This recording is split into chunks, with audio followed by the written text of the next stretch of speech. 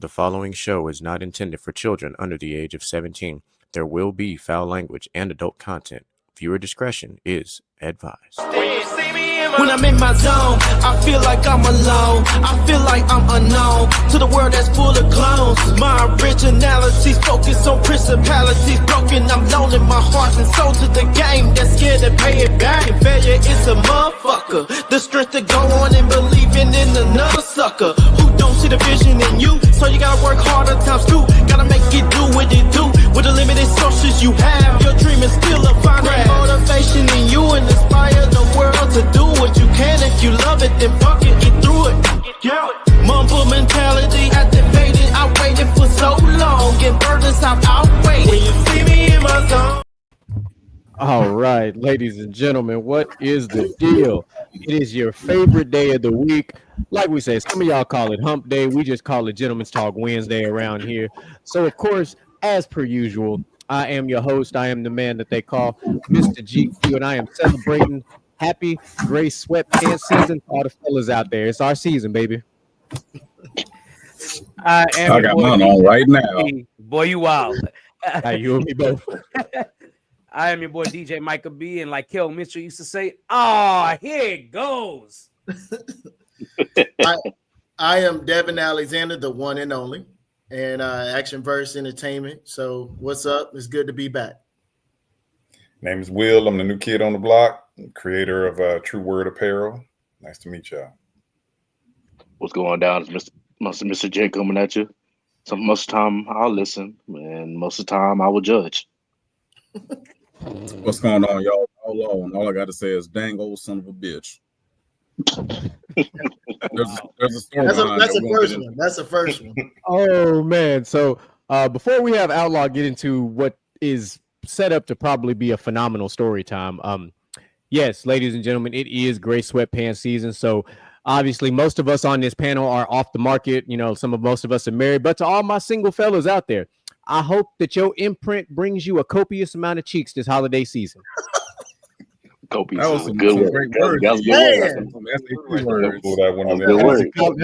words. That's That's the 1300 SAT score college word for the day for you. Come on, that man just blessed us with some ye old English. You know, sometimes we must bless those who need blessings. What next? You gonna say? Right. Cornucopia booty? You know, I considered it, but I just like the word copious. It just sounds like so much more than the word abundance. So I just love the way it sounds. All right, what's going on, Simeon? All right, so Will, I heard you in the introduction. You said you have an apparel company. I just started one, yeah. So talk to us about it. What was the inspiration, and what is the basis of this apparel line? The motivation was just no bullshit. Hence the word true word. You know, whatever it's got to say. The premise is just to put on apparel. Good quotes or suggestions for bettering your life. You know, one of my popular ones is nobody's coming to save you. You better save yourself. And it's from the gun owners out there. It's got a couple of guns on the side, you know, so if you get into a little hit go back and forth, you know, you're prepared. So it's a brand new project that I've been taking on, and it really just started up by, you know, being out in the street and listening to people. They want something to represent. They want something to represent themselves, so they can go to the website. They can create their own shirts. So if you want to put your own logo on there, and then just have us make it, and a true word will be on the back, and you rock your dude. And what is that website for the people? It's truewordapparel.com. So it's in creation right now. So we should be launching the beginning of the year for people to be able to go out and create their own apparel. Okay, so that initial shirt you had designed, that's got my name written all over. That's my kind of shirt. I am fully a Second Amendment supporter, and the small armory in my bedroom proves it. Okay, military man, I got you. I normally my title would say CEO of FRFO because I'm 100% the CEO of Fuck Around and Find Out. But you don't want to find out. What they say, you can step on my property, but you ain't walking off. Facts, 100%. So, Mr. Alexander, welcome back. It's been a while since you've been here. We was talking about it pre-show. The last time that he was here, we had done the Father's Day episode, and we had done the interracial dating show. Which apparently, from what we learned pre-show, he got a whole bunch of shit in his DMs where people was really coming at him sideways, which we expected that. That's why we made a show like that. So we love to hear that. That means we pissed off the right people, which is good because we do not care around here. We really don't. No tears whatsoever. No tears, and I ain't got no tissue for you. I'm gonna give you some of that military grade one ply toilet paper. Yeah. If you stay ready, you got to get ready, baby. All ready. That's the shit you can see through. You just look at it, and you can see everybody's reflection. It's crazy. Yeah. No, man, it's good to be back. I always love Gentlemen's Talk. I've always definitely enjoy coming on here and having these conversations. If not just to be able to break bread with everybody and just chop it up. So I'm glad and grateful to be back. Yeah, no, for sure. And then if you would like to share with the people, you and I embarked on a project this past summer. So if you want to, allow you to just, take the platform and take off running with it. Yeah. So we've been kind of keeping this incognito for a while, but like the title says at the bottom, action versus entertainment. Everybody's like, well, what is that? What is he doing? Basically, Action versus Entertainment is a new production company that I started about 1.5 years ago, and we are now in the process of doing our first action movie. That being said, one of the leads of said action movie is this man right here, Mr. GQ. And he will be starring in it, and he'll be playing his detective role, and he already, I would say, did a damn good job when he went out to Austin to do his part. So that is the surprise. Jeremy is one of the very first actors we have. The movie is called Hotel Death Battle. We're starting to do production on it 2025. So really excited about it, really motivated. And Jeremy's got quite a handful of action scenes to do. He's going to be doing his first fight scene, and yours truly will be choreographing for him. So really excited to have him aboard, and always Action vs. Entertainment's always proud to have someone like Jeremy in the camp. So yeah, Hotel Death Battle. It was a fun summer. Yeah, it was the fun part was keeping it under wraps. That was probably the fun part, because it was like, oh, I'm going to Austin today. Oh, what are you going to Austin for? I don't know. I'm just going because they told me to be there. So they told me to meet at this coffee shop for this damn donut and some shit. So that's what we did. But Wow. Yeah, it'll all make sense before long. But that was like, if I could sum it up simply, I had a summer of side quest completions.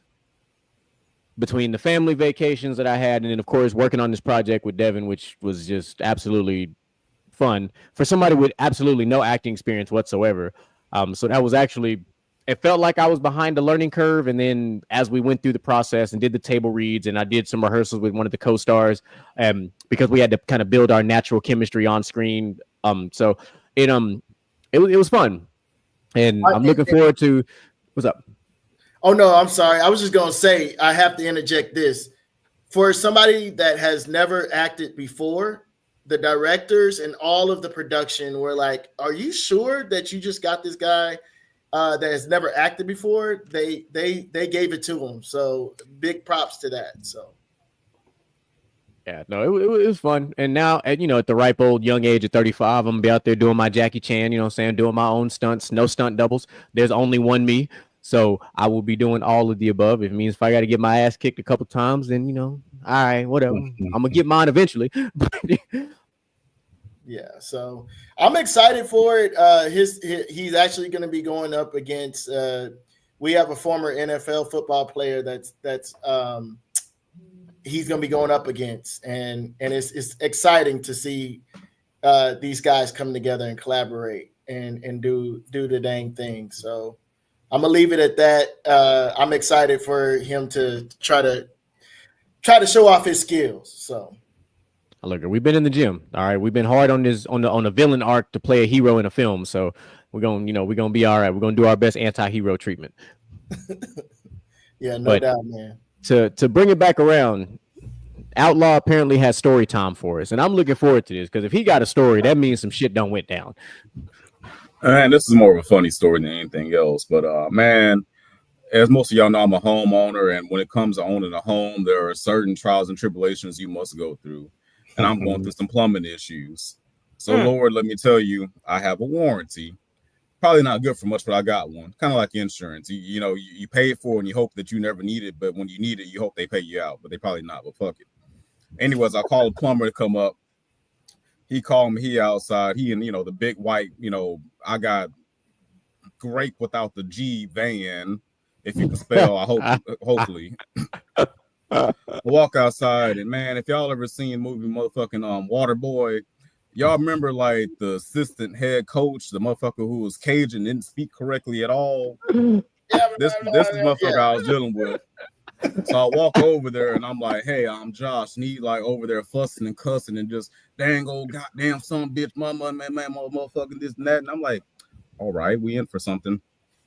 So I reach out, shake his hand, and he tapped on his ear and he's like, buddy, I'm partially deaf, so you're gonna have to speak up. And I'm like, fuck. So the nigga goddamn Cajun and he deaf. So just whatever I'm saying is not intelligible anyways, and he not intelligible. So we spent about 2 hours just going to my house. I'm trying to tell him what's going on. And he like, well, the goddamn pipes and all the goddamn water and the waste solution and the AC don't connect it and this, that, and the third and motherfucking goddamn shit, man. It's like, if you ever seen Deadpool and Wolverine, when you hear Gambit talking, that's how it was. Like the way you making it sound like Boomhauer. I'm not gonna lie to you. I was so thinking Boomhauer like a motherfucker. He sounded like goddamn Boomhauer, Gambit, and everything mixed together, man. Like he was part of the fucking swamp creature. God damn, man. Not the swamp people. Oh shit. And we crawl up into my attic. He trying to show me some shit. And we just up in the attic for like about 30 minutes. It's 200 degrees. He just up there like, man, the goddamn water heater over here and the goddamn, the furnace and this, that, and the third. And goddamn, man, I can fix all this for you, man. Just let me know, man. I'm just like, brother, I don't understand half the shit you saying. Like, not even Rosetta Stone can help me out right here. And he started talking about his family back over yonder way in Lake Charles. And I was like, that's how I knew this motherfucker wasn't from around here. If that wasn't a giveaway. And he just talking about all the weird shit they eat out there. Mind you, me and Jeremy, my brother, Mr. GQ, our family is from Louisiana, so we're quite familiar with the strange oddities that they eat out there. But he started talking about like goddamn squirrel and coon and just all kinds of shit, man. It was just weird, man. The brother took his shirt off at one point, changed his shirt. It was weird. I wasn't expecting a Diddy moment. And like I feel like every plumber, they never have a belt on. So like the motherfucker had like Star Wars pants on, and like he, plumber always gonna have to bend over and show you. And I was like, man, I ain't coming to see all this shit, man. I just had a fucking day. All crack. just all plumber crack. That drag this motherfucking swamp creature into my fucking house. I ain't got shit fixed right now. I didn't trust. I don't know. Thankfully, I have a great father, Mr. GQ, and attest to this. He gonna come help me out. We're gonna get this shit patched up. But more of the story is make sure you call the motherfucker before they come to your house. Man. As soon as you heard him on the phone talking about, man, I'm gonna get it. What? Hang up. I really did Osama bin Laden cousin to deal with that shit again. Damn. Yeah. Yeah. That's not the story I was expecting. I'm not gonna lie to you. That's freaking hilarious. I'm trying to tell you, but you know what? It's at the same time, though, you kind of do expect it because we are talking about Outlaw. So depends on how you want to look at it. Honestly, in retrospect, it's a funny ass story, but for 2 hours of me just sitting there trying to do fucking Duolingo on my fucking hair for Cajun dialect, it was hell. To get nothing done. Absolutely nothing done. Not a damn thing. He just walked around my house and just I felt like I was in the backwoods of goddamn Louisiana. So you need to have those glasses that translate, that shows you on the screen on the glasses what that man was saying. But it probably would have picked it up anyways, though. So Man, if I didn't have Gambit's dialect coach, I wasn't gonna figure out shit. That boy speaking Hey, Asian more dialect. power over to there. you, but you did it, and that's what matters. Somebody said brown sugar. I'm not quite sure what that means, but thank you. I guess. Are you saying because that's what's on the screen right now is a bunch of brown sugar? I mean, I see what know. you I did know there. exactly who that. I know exactly who that is. I know exactly. All who right. that Well, is. as long as somebody know, because I damn sure don't know. I damn sure don't. I thought that was just a weird comment. No, I know. Who Yeah, that is. it is. Listen, we do get some weird ass comments on Dylan's talk, so it wouldn't have surprised me if that's exactly what it was just a weird comment. But it's okay. Hey, We man. appreciate all the comments either way. If they trying to contribute to these Christmas gifts, we can talk about it. No. I guess I need to shout out to some soldiers. I told them that I was going to be on here, and so I guess it's my story time. The brown sugar is me. That's who they're sending that to. So Okay, Lord, but you're a little dark for brown sugar now. I know. Now, I know. Well, I'm so where I'm at though. You like brown sugar that's been creme brulee. Yeah. Okay. Well, hold on, my brother, Mr. Devin. You said you a filmmaker, right? yeah. What kind of industry are you in? Because we got some. hey, come on now. Hey, Right. we listen and we do judge. Come on now. That's funny. However, you got to get the bag, brother. I ain't judging you. Listen, Oh, I promise that nobody got their OF career started. Okay. We don't do OnlyFans at Action Verse Entertainment. We don't do any of that. That's not nowhere near any of that. So You said action first, right? Action first would be a bad porn industry. Yeah, it wouldn't. Hey, come on. One hell of a bag, boy, I tell you. Oh shit! Appreciate it, Cruz. So- Thanks, buddy. Thanks. Well, as per usual, we done got through the fun haha things that we like to do. Of course, we told y'all we've been rocking and rolling with this new thing.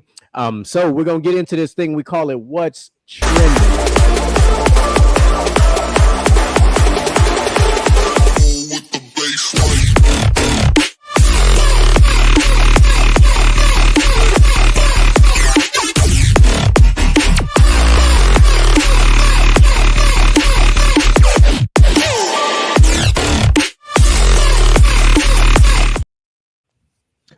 So I saw that fucking comment right before you took it away. I was like, hold the phone. It was funny to see. You know what? Being backstage and being able to see everybody's screen, it was funny to watch all y'all and see exactly at what point in time everybody saw the comment. Yeah. So this first trending topic would have been one that could have literally been a what's trending topic and a dumbass millionaire all at the same time. But we're just gonna let it be what's trending. So first and foremost, we are going to talk about Mr. Devondre Campbell, who literally quit during a professional football game. Never in my life have I seen somebody refuse to go into a football game and leave the field. Now, we saw the Antonio Brown thing, but that's a little different. He suffers from CTE and some other shit that he got going on. This man was fully healthy. And when the player that he essentially was signed to replace came back from injury and basically took his starting job back, which is how the fuck that works. When you're starting, you get hurt. You don't come back and lose your job unless your name is Alex Smith to Colin Kaepernick. Tony Romo. Sorry. Had to do it one time for the one time. But anyway, so Devondre Campbell did not start this football game. Insert the third quarter. And this game was, I won't say it was terrible, but it was a slow-paced game, 12-6 in favor of the Rams anyway. But the third quarter, hey, all right, Campbell, hey, go in, such and such nicked up. And he was just like, nah, I'm not going to do it. And then you see him leave the field with a towel on his head with another coach next to him. And I thought he was injured because, we all watch NFL games. Normally, if you see somebody walk into the locker room, you're thinking, okay, they're injured. And then you expect the broadcasters to say, oh, he must have got injured on this play or that play. No, they're like, well, something must be going on because Devondre Campbell's going to the locker room. I'm like, the fuck? And then all of a sudden, Kyle Shanahan comes up and he gets interviewed, talked about, and he's like, well, he didn't want to play today. I'm like, wait, what? This grown-ass millionaire said he don't want to play in what he gets paid to do. I wish I could tell my supervisor, I don't want to go to work today. and expect to get paid. But in the world of petty, because I wish Moo was here for this, because this would be the ultimate King Peddington thing, which as soon as I said that, it's ironic. There he is. So what the 49ers did, which they could have done the obvious thing, right? Which is just cut him and let it go. They said, nah. Let's get petty with this. Because apparently he also did something similar to this with Green Bay.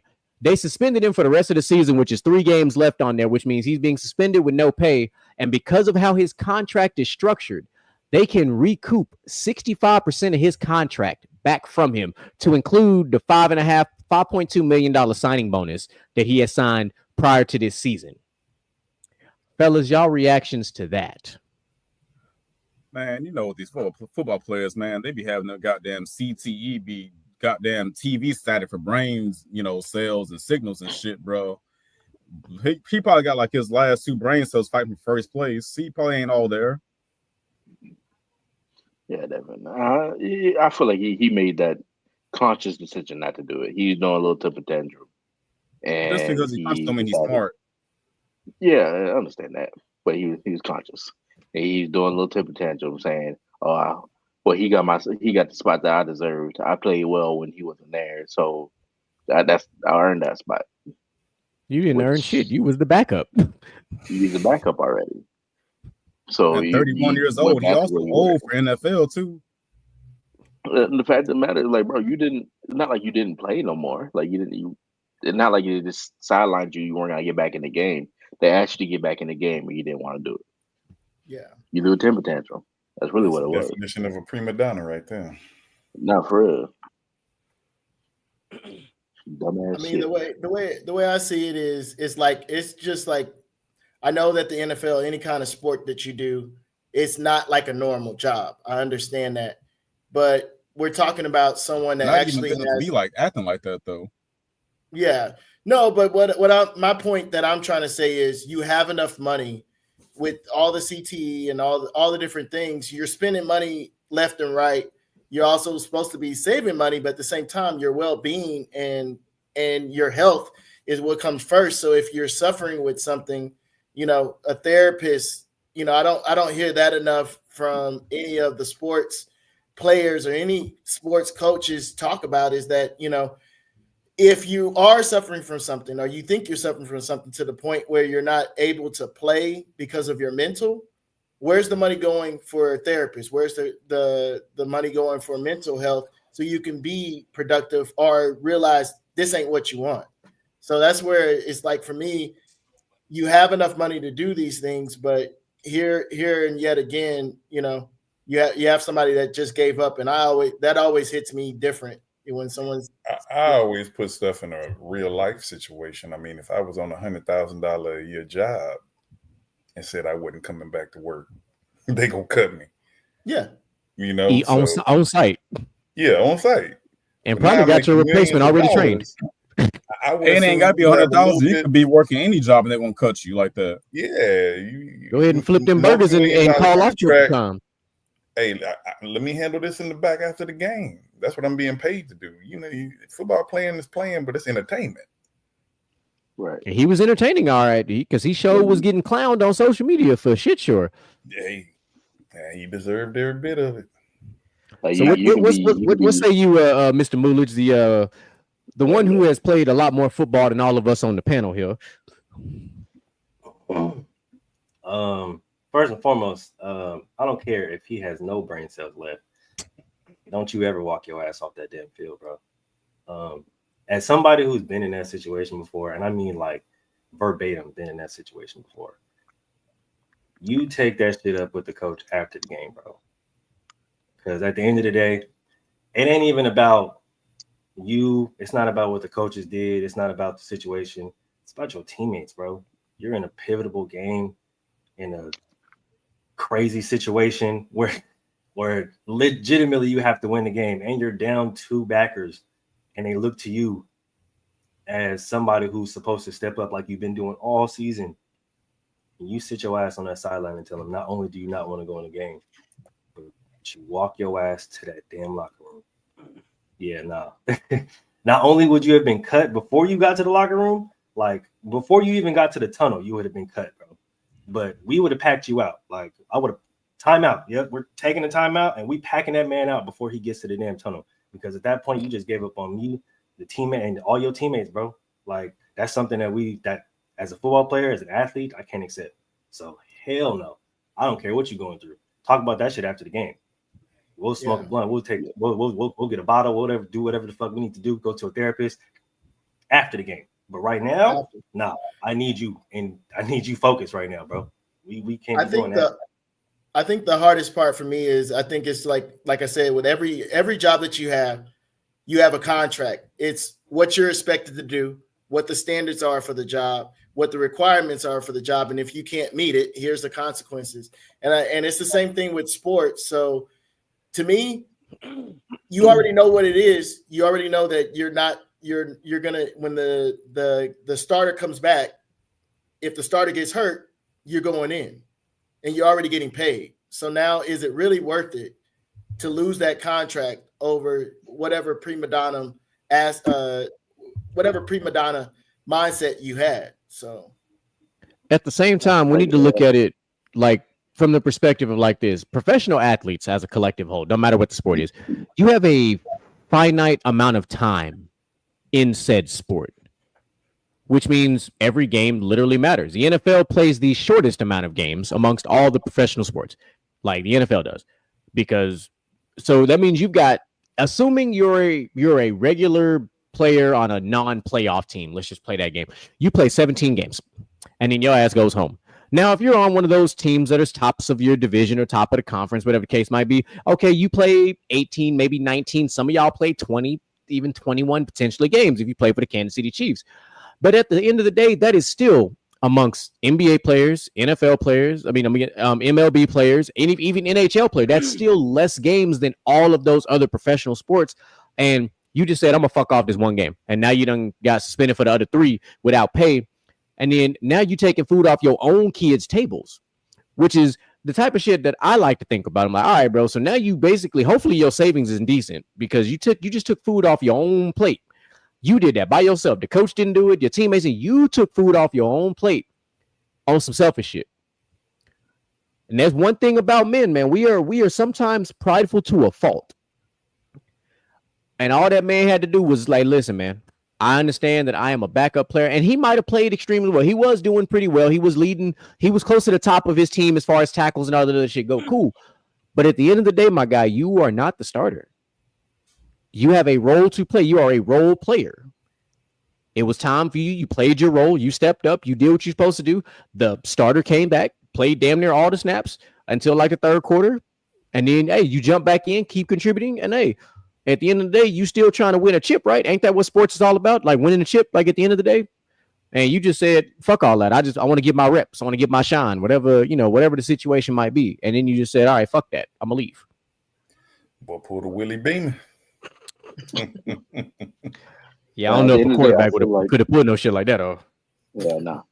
But I feel like if you went in on your chance to go out there and shine and did what you play balls out, you might have that starting position next week. So, like, say your starting position, yeah, he coming off injury, he's sore, he's not playing like they thought he was going to do when he came back. You had a time to come out there and play like you've been playing these past few weeks, so you can get that spot back. And you didn't want to, so you fucking off your money at that point. No, I'm not going to get that one. I'm not going to no. So actually, it's funny that Mr. Gent said that, because on the injury/practice report today, the starter that came back was reportedly sore and a little banged up from his first game back. Come on. Knee soreness and shoulder soreness. Ironically. Well, cool. So if he would have just continued to do his job, they would be like, you know what? He came back. He played a little too many reps. Hey, man, let's cut 25 to 30% of his snaps back, and let's go ahead and get him back to Campbell. Right. Boom. Now you got a contributing role. Because it don't take a lot of snaps in a football game to make an impact. Really, it only takes one big play. One big play changes the game. One big play. And guess what? Mr. Campbell, you could have had one big-ass strip sack that would have changed the whole fucking game, but now your ass sitting at home, not playing. Stupid. Right. Dummy. I don't want to hear none of that. Here's the whole point about it. The starter got hurt. You had a chance to play. You had a chance to take the starting spot over while the starter was hurt. Obviously, you didn't play well enough. End of story. You're back to the backup position. That's the end. That's the end of the story right there. I don't even look. You give up and walk off, and you know all the repercussions to that. But like GQ said, you've seen players take over when somebody is hurt, and they take over the starting job because the team just looks better with that player. The team's playing better with that player, or he's outperforming what the player was doing before. He wasn't better. He's not better than the starter. It is what it is. Finish out your contract and go somewhere else, or ask to be released and go sign and play somewhere else. And that was my point. Like, you didn't just mess up your season, you messed up your career because ain't no other owner. No other manager. You're 31. Yeah. And I mean, that's one of the things that I always look at is somebody brought it up is you don't know what's going on in the background. You don't know who's looking at the fact that you have a good character, that despite the fact that you're not the starter, that you came in, you don't know what's going to happen the next season. Yes, you're 31, but 32 might be your year for you to come out and show out. And I don't think a lot of people put that into context. I don't know about this particular guy. Well, yeah, he been in the league. He was in the league for 9 years. He played for the Falcons, and then he played for the Packers. Now he's playing for was playing for the 49ers. That's a good point. Just the fact that the Niners had a recoup clause in case this might happen is all I need to know. That is a good point. Well, because like I said, when he was in, it happened when he was in Green Bay. It happened something, not him walking off the field, but him quitting on his team happened in Green Bay. But and it's like I think Mike had even said it. You know, if he played and balled out, you know, saying he might take the place of the starter. Listen, he was not at all going to take Dre Greenlaw's place. I'm telling you right now, Dre Greenlaw is one of the best tackling linebackers in football. He was not taking Dre Greenlaw's spot. I'm just saying though. I'm not saying he's taking the spot. I'm just saying you're obviously wasn't good enough to take his spot. But that doesn't mean you can't go to another team the next season and be the starter and get your reps. And get a contract. He's because you might be better than somebody else. I know when the toddler's throwing a tantrum. Just being straight up, I know when the toddler's throwing a tantrum. Go ahead, go in the corner and throw your tantrum. That's basically what it is. Are you better than me? I'm not even gonna say nothing. I'm just gonna watch. Exactly. I'm just saying, just go in your corner and go. I'm not even gonna say it. Just, you know what? Just leave him alone. He can go in the corner and throw his little tantrum. I don't care.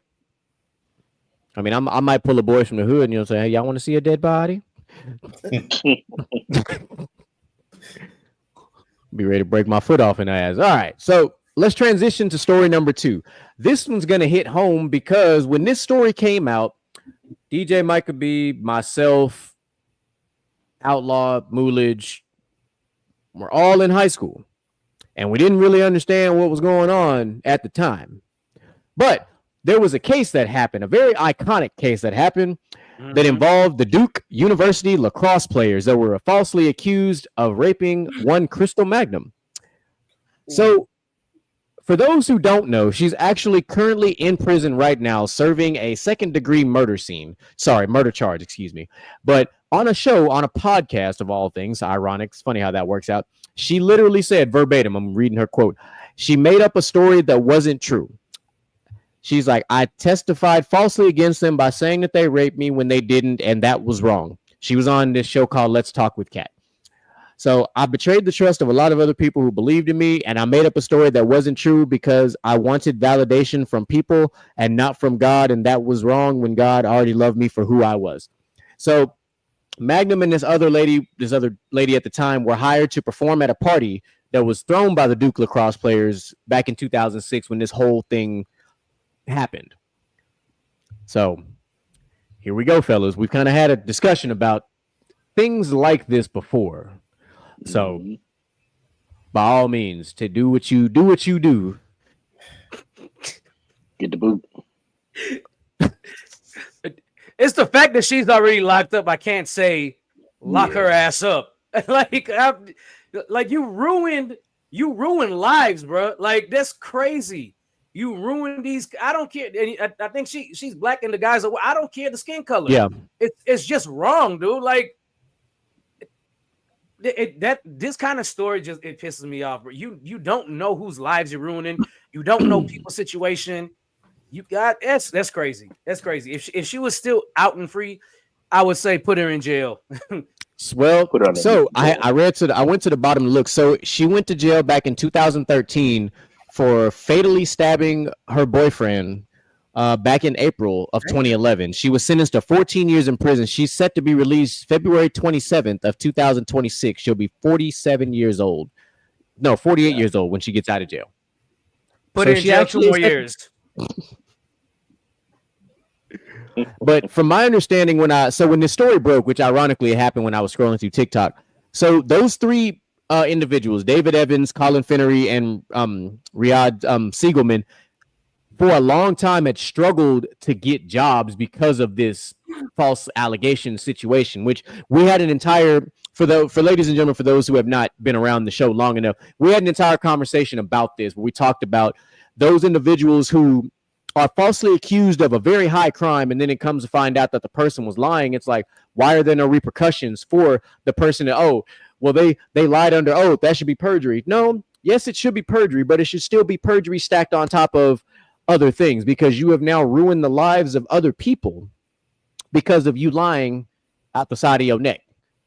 Just like how we talked about the football player that was at Baylor that got falsely accused, and it ruined his entire what would have been NFL career behind some he said, she said bullshit, you know? And so, like, it's one of those situations where it's like those who work up and do all this stuff in the court of law need to do a better job of investigating things.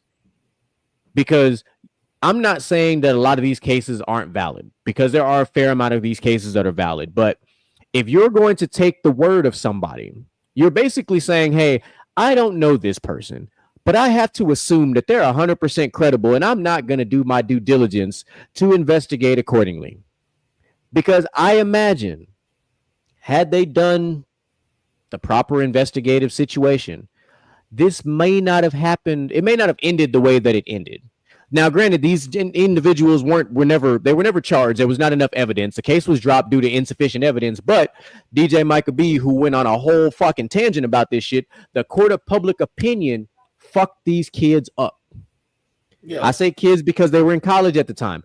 The court of public opinion, which is not an actual court of law, fucked these kids up for the rest of their adult life, because an image of them was already painted. Their reputation was ruined behind the words of someone else. And we went on a tangent about that. The words of a human being are more venomous than any bullet you can ever fire at somebody. I do agree with that. Yeah.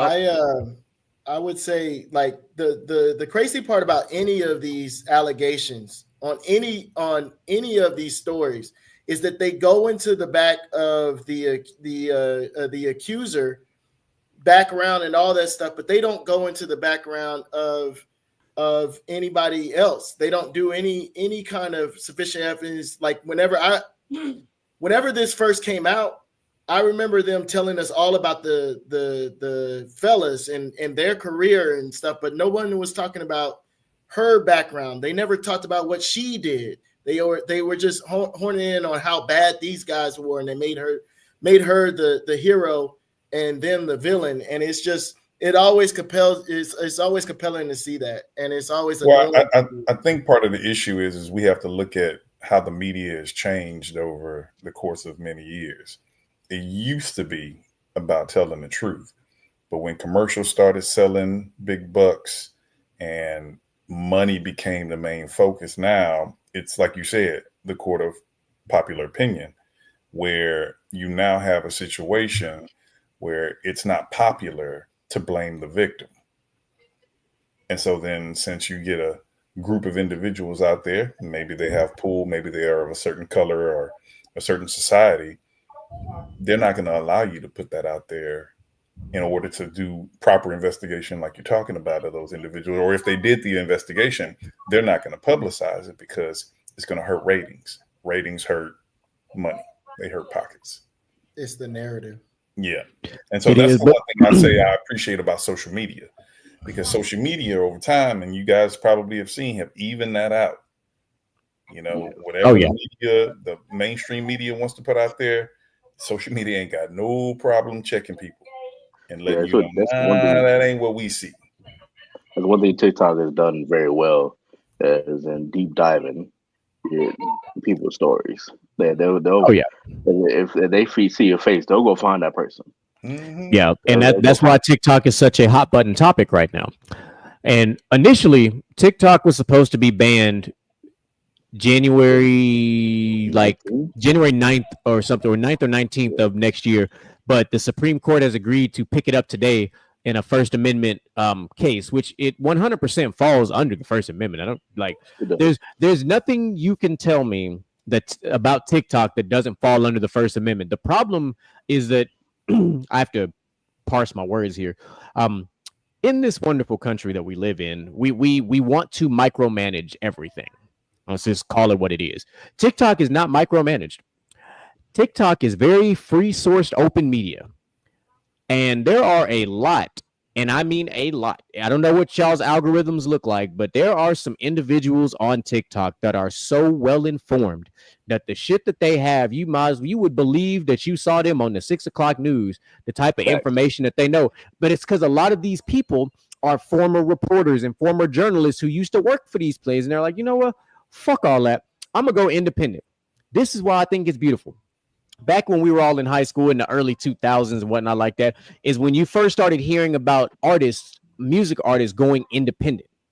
It was frowned upon to go independent because you're not a part of you're not a part of Sony, or you're not a part of this or a part of that. You know, you're nobody. But one of the richest rappers in all of the world is Tech Nine, and he's independent.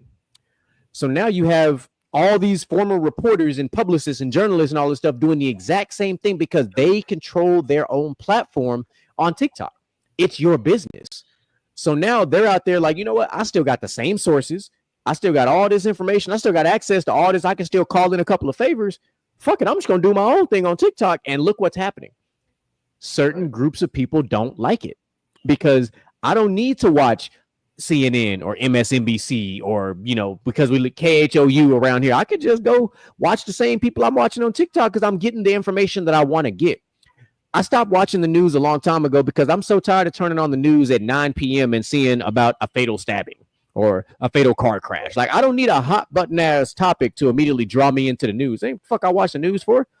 I want to be informed of what is going on around the community, but they only want to spend the first 30, 45 minutes about all the bad shit going on. Not about, the local random guy that pulled somebody out of a burning car. Let me see more stories like that. Like shit that's cool. Like, hey, look at that regular American doing great things to save somebody's life. We don't see stories like that. You have to go to TikTok to see stories like that now. Well, the miseducation of society is where we can lay a lot of the blame, because if you look at the statistics of the good stuff that goes on in public compared to the bad stuff, the media does not play the statistics the way the numbers fall. They put you a 60-40, a 70-30 for the side of the bad stuff. But when you actually look at the positive stuff out in the community, it's more like 80-20, 80% good, 20% bad. But we don't get that. And so we know in the media, fear sells. If I want to sell a popsicle, if I want to sell a Coca-Cola, if I want to sell a car, I need to put it on at the time that the most strife and difficulty is going on in the media. It's sad that that's the reality that we play into. And like you said, that's where TikTok said, you know what? We're not doing all that. We're going to put out what we see as fair statistical information out there that's going to play towards what people actually are experiencing in their life, instead of, Marvin Zindler or all these people from Channel 13 or Channel 11 pushing this narrative. I'm not going to lie. I did enjoy Marvin Zindler, though, just for slamming the ice machine. Yeah. That's the thing. He was the positive part of it, right? I mean, but he ain't wrong, though. Yeah, that was positive information, though. Yeah. The boy was wearing the hell out of them suits, man. Yeah. I needed to see Slime in the Ice Machine and what Marvin Zindler was wearing. Mm-hmm. And we always have to hear Marvin Zindler, Eyewitness News. Yeah. Cold ass shades on, boy. Hey man, but But that's because we grew up in a really good time where we had characters like that kind of made news fun. You know, like there's a certain way you can portray the news to where people will be engaged, which is why we use TikTok. One, I ain't gotta sit in front of my projector screen. I can lay in the bed and watch whoever I'm watching right there from my phone, and I ain't gotta worry about nothing. But I can also literally get the information that I want and not all the fluff, if you will. Yeah. I mean, there's a level of authenticity when you have a bunch of different creative spots where information comes from versus one or two sources. When you get that one or two sources, those are definitely going to be outside influenced by the money, basically. I mean, the dollar drives everything. But I'm not saying people on TikTok and other media platforms aren't looking to make an income, but they're not about to put it to the question of their morals and their values on what they want to put out there as content for the sake of because you will get ostracized in a heartbeat. You get called out real quick Because from big to zero. Yep, because I think one of my favorite influencers on TikTok is his name is Joey Swole. And he goes after one type of person. He goes after them women that be in the gym that be recording and try to catch the creepers in the gym. And he be lighting their ass up. But he is the most polite asshole I've ever seen in my entire life. Because he don't cuss them out. He don't do nothing. He kind of talk to you like he your daddy. He make you feel like you done fucked up. Like, you come home from school and your parents already got the phone call. Like, they know you fucked up already and they just want you to tell them what happened. That's literally how he talks. And you're like, I fucked up. Sit down, son. Yeah, like, and then what be so bad is them same creators that get caught up, they'll turn off their comments or they'll hide their profile. I'm like, nah, because you was on that bullshit trying to get likes and attention off of I'm like, listen, as somebody who is an avid gym goer, I'm gonna tell you right now, I'm always looking around, but not for the reasons you think I'm looking around. Now, at the same time, we're not gonna play this bullshit ass game. Some of y'all be out there like y'all America's Next Top Model wearing some of the shit y'all be wearing. What the fuck you think we gonna do? Men and women alike, we all gonna be looking. It ain't just us. Just like y'all be looking at me when I be in the gym on leg day with my gray sweatpants, which I don't be hating. Whatever. My wife like it, so I don't give a fuck. And or if I'm wearing my 3 to 5 inch inseam shorts in the gym, hey, I don't give a fuck. You can look at me. I'm confident in myself. I don't care what you look like. If you want to look at me, cool. Maybe I'll motivate you. I don't give a fuck. I don't feel no type of way about that type of shit. I enjoy it. I just feel like proper gym attire should be, I can't give you a visual cavity search. I'm just saying, like, there are just some things you shouldn't wear if you're going to squat rack. Yeah, like if you're going to hop in the squat rack, make sure you're wearing underwear. Yeah, a little bit. I've got the food. Yeah, I just I mean, as somebody like we work out almost every single day. That's part of being a soldier. You got to work out every single day, and like whenever you're going to work out, you know what you're about to hit. You know what you're gonna do. The last thing I want to see is somebody that's in there just fishing, trying to act like this is the club, making extra noise. Like, whenever you're a man, you're gonna make like the grunt noises depending on how much weight you're trying to push. But whenever you just trying to do it and then you looking over to the side to see if homegirl looking at you too, come on, man. Move out the bench. Move out the motherfucking bench. I need that bench right now. Like, dude. Oh, look. Hey, I feel you. I know for a fact they be looking. I don't be giving a fuck. Like, I look, story time. Because this shit happened on Sunday. No, Monday. My bad, Monday. I actually got a girl in trouble at the gym. She was there with her boyfriend. Now, mind you, she been there a couple times without her boyfriend, and we work out like right next to each other type shit. So it was chest day for me because I normally do chest day on Sunday, but I was busy as fuck, so I couldn't do chest on Sunday, so I did it on Monday. So I'm getting it in. I'm doing my chest, at my particular gym, which is like 60% influencers, 40% regular folk. Because it's like one of them gyms, dark lighting, the aesthetics is beautiful. Like, it's a great gym. Don't get me wrong, it's a great gym. But when I'm doing my dumbbell bench, it's nothing but a wall of mirror right there. So I can see everything going on fucking behind me. But you know how your spider senses be tingling, you feel your little earlobe burning, somebody looking at you type shit. So that's what happened. I'm getting it in, I'm tearing up my pyramid. I'm like, somebody is fucking looking at me, but I couldn't figure out where it was coming from. So I looked and I was like, oh, it's an old girl. She was looking at me.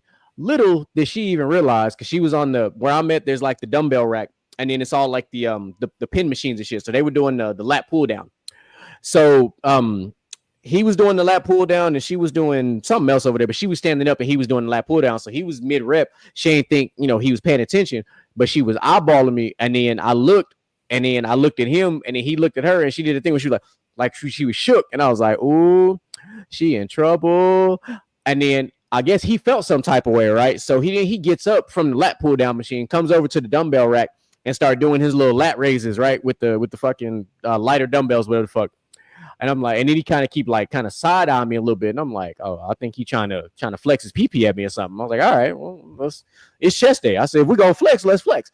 So I grabbed a 90-pound dumbbell, and I said, bet. And we start pushing these 90-pound dumbbells up, and then I looked at him real quick, and I went back to my work, and then he put his little funky ass dumbbells back down and walked away. And I was like, you letting this frame fool you, my guy. Like, I'm not as big as everybody else in the gym, but I promise you, I push big boy weight. Like, don't misunderstand what the fuck this is. Like, I will slap the fuck out of you with a 10-pound plate. Like, I'm not the one. I don't care. Come on. Boy, Jeremy said the thunder before the warning, the lightning will strike. Bro, I've been called skinny my whole life. So the fact that I push up big boy weight in the gym makes me feel great. As it should. Let's see. All right. So let me see about this topic that's on here. Off topic. Ashton Jeanty got robbed. If you think not, you crazy enough to shit on yourself. Yeah. So Okay. hold on. Yeah. Now, hold on. So Moolage, do you want to fire off on this first? I mean, I guess I can go ahead and take it. I just want to know why does everybody keep saying that? I just want to know why. Right. People I really want to know. Got robbed in any way, shape, or form. Like, and we got to stop comparing his season to other running back seasons, right? Oh, Mark Ingram's season, Derrick Henry's season, bro. They're not the same. College football is completely different now from when they played to now, right? So to even say that is asinine, bro. Like, Melvin Gordon had just as many yards, if not more, and that nigga didn't win a Heisman. Well, you remember I brought it up on PVT. Yeah, like what's your point, bro? He ran for a lot of yards in let's keep it a weak conference, dog. Like, that's the real reason why, bro. Like, if y'all want to be honest, and everybody wants to all hail the mighty SEC, well, blame the committee, because they put so much power and ranking in the SEC to where now if any other running back or any other person has a statistical great season in any other conference, it's minuscule compared to, what does somebody do in the SEC? Nothing. Okay, well, I guess we can give it to you. But that's not the case. I'm gonna look at it slightly different, and I'm using similar points to what you said. But I saw a lot of people on Facebook go fucking crazy. Oh, here was his season compared to Reggie Bush's season. I bet. First and foremost, the Pac-12 has been a Power 5 conference for a very long time, and if you're talking about 2005 Reggie Bush, Mr. Jeanty, you don't understand how many star NFL players came out of 05 to 09 in college. Like, that's just one. And then you said, okay, what about Ricky Williams? All right, first of all, now you're talking about the Big 12 in the late 90s, early 2000s. Do you realize how powerful Texas was and the Big 12 was in the late 90s, early 2000s? Like, shout out Major Applewhite. Like, all of these running backs that you're talking about, right? These running backs played in powerful conferences and played on national championship or better teams, or they did other things. I'm like, listen, and I'm not knocking anything that Ashton Jeanty did. He was at a great season. But you know what else happened to Boise State a long time ago? Remember when they went undefeated in the BCS and Kellen Moore was a quarterback? Everybody remembers that, right? In the BCS days. Yeah. And everybody was like, oh, why come Boise State didn't get put in the national championship? Because they would have got fucking dog walked. They would have got dog walked. They could have played Texas A&M, USC, Alabama, Tennessee, Arkansas, or even Oregon that year and got dog walked. Yes, I pulled the names of the teams out because I love college football. All 6 of those teams would have absolutely dog walked the shit out of Boise State that year. Promise you. Yeah, that's people that Statue of Liberty play wouldn't have worked. No, that Statue of Liberty playing the SEC would have got pick 6 all the way to the end zone. like the teams that beat SEC teams, there's a reason why they're generational talents, like a Deshaun Watson. Say what you want about him in the NFL, but he did what he did at Clemson against one of the best defenses Nick Saban ever had, and he beat them in the national championship game. That's a big deal. Reggie Bush, Matt Leinart, Vince Young, all these guys played in the national championship game. Ashton Jeanty could have never. He couldn't. Now, I'm not saying he wouldn't have been a phenomenal talent on any of these teams, because he would have been. But unfortunately, we went to Boise State, a lesser team, against lesser competition, and you did what you were supposed to do. You're an extremely talented player who played for a lesser team and lesser conference. You should have stacked up numbers. The only way he would have beat Travis Hunter for the Heisman, if he would have played for somebody in the Big 10, the Big 12, what's left of the Pac-12, the SEC or the ACC. Mm-hmm. If it comes to Texas versus Georgia for the national, no, it's not, because Georgia's not. Georgia won't. If they make it, if Georgia Texas plays for a third time, no, Georgia won't win the third time. Georgia's vulnerable. Georgia's 100% vulnerable, and I'm telling you right now, if the reason Georgia won the second game is because Carson Beck got hurt. That was the best thing that happened to Georgia. Carson Beck is a terrible fucking quarterback. All right, Carson Beck is currently a top 5 projected quarterback in this upcoming draft. He is 100% not that. He played himself into a 3rd round grade, my opinion.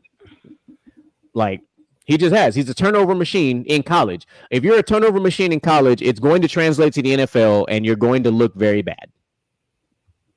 And like I said, and he's kind of time. Yeah, Quinn Ewers didn't do much better for himself. He kind of played himself into out of the first round, in my opinion, too. He kind of played himself into a 2nd round grade, but not as bad as Beck. Beck was worse. Beck was definitely worse. Oh, most definitely. I've been saying Beck was ass since last year. Yeah, like Beck had no business being in that conversation at all. Like, sorry, I don't like it. The fact that people keep bringing up this Ashton Jeanty stuff it really makes me. They played, what was it, one or two ranked teams?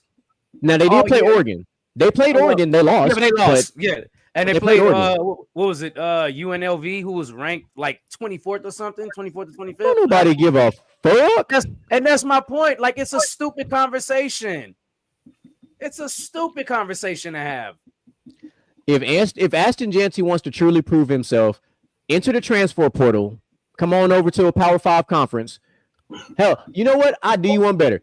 Come on over to Colorado. They need a running back anyway. Come over to Colorado and do exactly what you just did, and I promise you'll win the Heisman. I guarantee. You don't even got to rush. You don't even got to rush for that many yards again. You just got to be productive in a powerful conference. You ain't even got to rush for that many yards again. If he rushes for 2,100 yards and has half the touchdowns he had, he'll win the Heisman in a Power 5 conference team. For shit sure.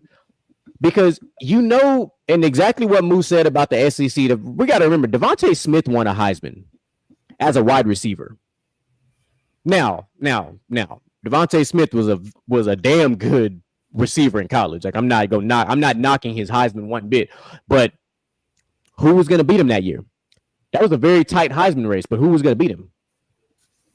Who actually had a better Heisman season than Devontae Smith that year? Nobody.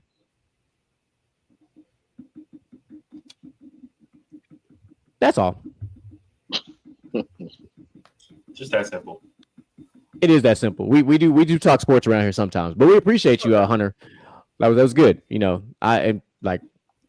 we have receipts. Don't worry. That's crazy. We had just talked about that Sunday. We did. We did just talk about that shit on Sunday. We had a long talk about that shit on Sunday.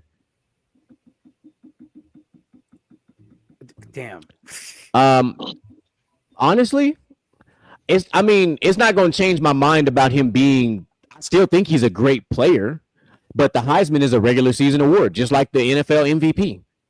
Mm-hmm. It has nothing to do with the playoffs. Now, the only thing that Ashton Jeanty is going to do is, if he balls the fuck out in the college football playoff, is boost his draft stock.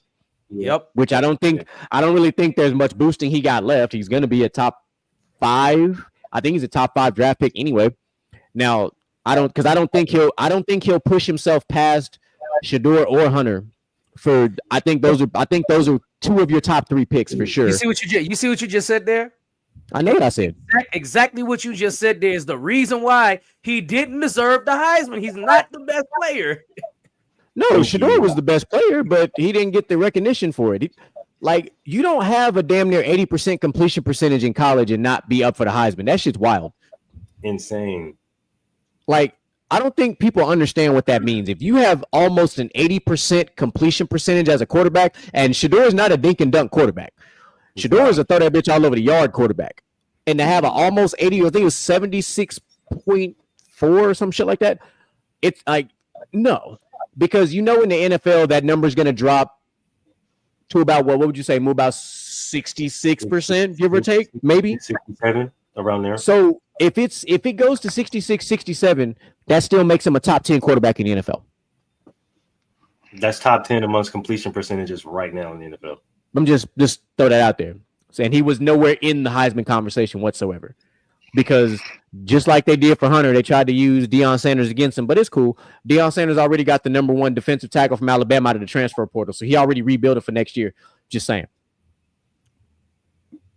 But anyway, I digress. Let me get off that soapbox because we don't talk sports a lot, but when we do, I myself get fired up. So I just want to make sure that I'm calm. All right, so we have our 2 special guests on here, and so they also came with some. They came with some content. That's the word we're going to use. They came with some content. And I'm excited for it. So what I'm going to do is I'm going to put this on the screen. You can't trust nobody. And then I'm going to let y'all take a look at it. And then once we come out of it, Will, hey man, fire off. Do your thing. Let the world know what we're talking about. And we're going to do what we do best. We're going to match that same energy. You can't trust nobody who don't admit when they wrong. How can you trust that person? It's an untrustworthy motherfucker. They don't admit when they wrong, so that means they cool with you going in the wrong direction. That's crazy, right? They ain't gonna say shit. Ain't gonna say nothing. So they gonna watch you self-destruct or fail. I peep that. I be like, okay, damn, you ain't gonna admit when you made a mistake. Oh yeah, I can't fuck with you. That's a big red flag too. You know what I mean? Huge red flag. A huge red flag. Yeah. Like you know dead ass wrong. And you gonna keep this shit going. When you wrong, you admit it because you was wrong, and then you make shit right. Then people trust you because they know you being honest. You know what I'm saying? Yeah. I sent that to my cousin. What was that, 2 weeks ago?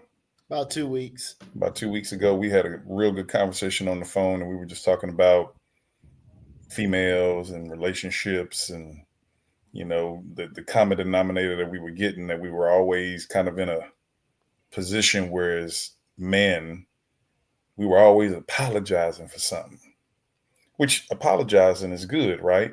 But the scarier part of that is that on the other end, we were in a situation where that other person was never apologizing.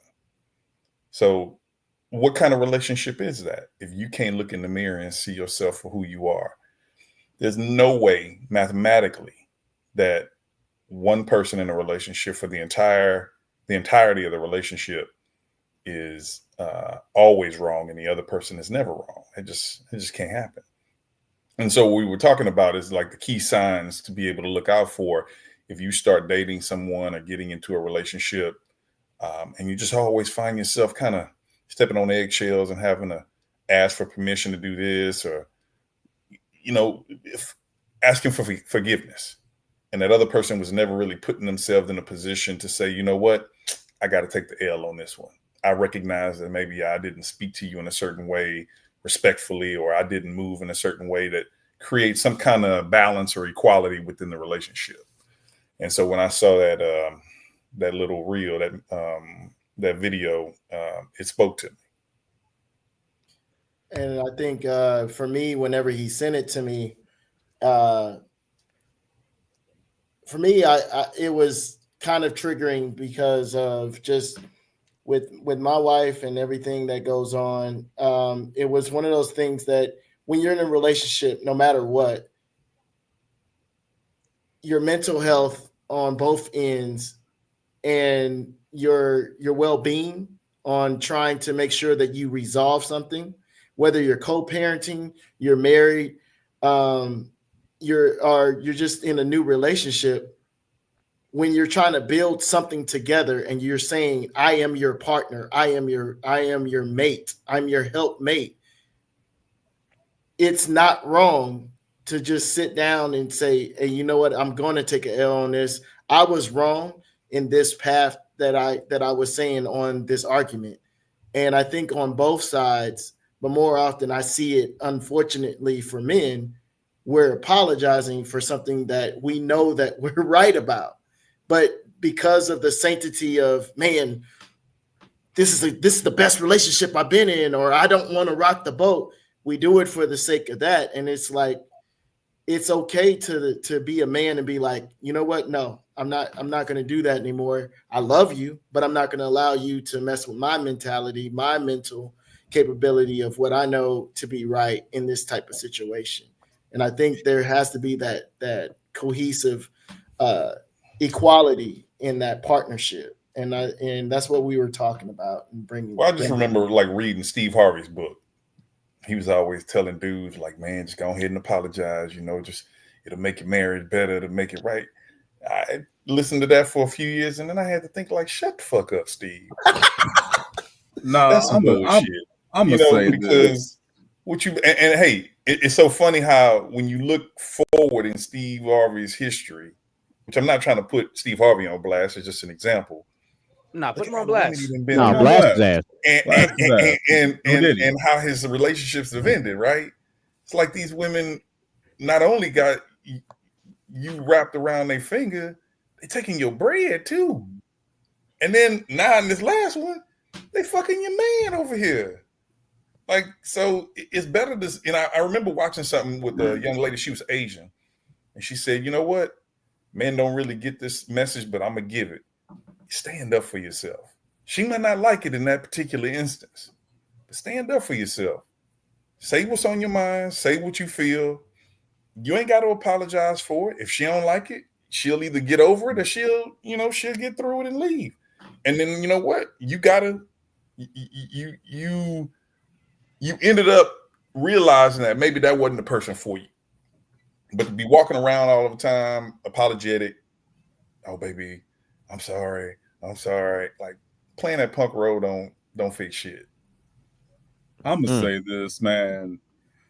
You got to be okay with walking away. To your point, Devin and Will, I feel like a lot of cats, they get so wrapped up in what they got with this woman, they think this is about as good as it's gonna get. Man, you better get okay being single and being by yourself. Better be okay working on yourself and just living life by yourself.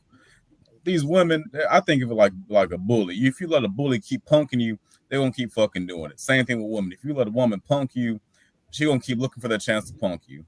That's just how it boils down to. All this trying to apologize, oh baby, I'm sorry that I caught you cheating. Man, fuck that. Walk away. See, in the words of Michael Jackson, you gotta look at the man in the mirror. In this situation, woman in the mirror as well, because both men and women have to look at themselves and see where they want to go, how they want to react to this situation, how they want to react to this argument. Because a lot of times they say happy wife, happy life. It's not the case. Happy home, it will grow. That's really what we want to do here. We build a foundation to where if we have an argument, I can say I'm wrong. You can say you're wrong. We can have a conversation. It's not a fight no more. There's a discussion of our own views. So we can get to an actual ending point instead of just yelling at each other, leaving. In most situations, y'all come back, if y'all come back together just because y'all want to have sex. And then y'all go on about your business. They act like nothing's wrong, then it'll rise again. No, we don't want to do that. We need to have this discussion. We need to have these hard discussions to where we can move past where we were. And that's a lot of relationships in this day and age have a hard time having those hard discussions. And that's funny that you brought that up, Gent, because we did talk about that. Is that a lot of women will use that as the makeup without actually apologizing. Like exactly. y'all have the fight, and there wasn't a resolution, but then all of a sudden she's wanting to have sex or she's wanting to do something. And then there's that makeup sex or whatever. And then in the man mind, he's like, oh, well, I guess that solves the problem. But then y'all go right back to it. And I think that a lot of men fall under that spell. a lot of partners fall under that spell. Period. And I think that's not. That's a powerful spell. That's some powerful wizardry, man. Don't teach it at Hogwarts. Well, nah, I see, like that, I learned to turn that off because I used to fall for that stuff sometimes too. And I told Devin when we were having that conversation, I told him, I said, man, my wife was, we were having some kind of argument or whatever, and then we in the bed, and then, you know, she ain't gonna initiate nothing. What she gonna do is turn over and scoot her butt over to my crotch and try and, you know, give me a little something. Oh, and I she started said, and I was like, I used to be like, well, let's go ahead and do it. Now I'm like, what you doing? Yeah, nah, I'm gonna push you off. Yeah, like, nah, let's Big I hate to facts. say it like this. Let's talk about this real quick. Hey, Moo, big facts. I'm trying to tell you, dog, I don't believe that no more. You got to start being resilient, man. Don't let that wizardry fool you. Yeah. Oh, yeah. Yeah, they all think that solution lies in between their legs. It's like, nah, man, like I can have sex with you with a good communication, but I can't have good communication with you if we having good sex. I mean, it don't work like that. It ain't an evenly killed balance out there. Man, if I'm mad at you, he's mad at you. And we jumping you right now, and we not fucking with you. So get right or get left.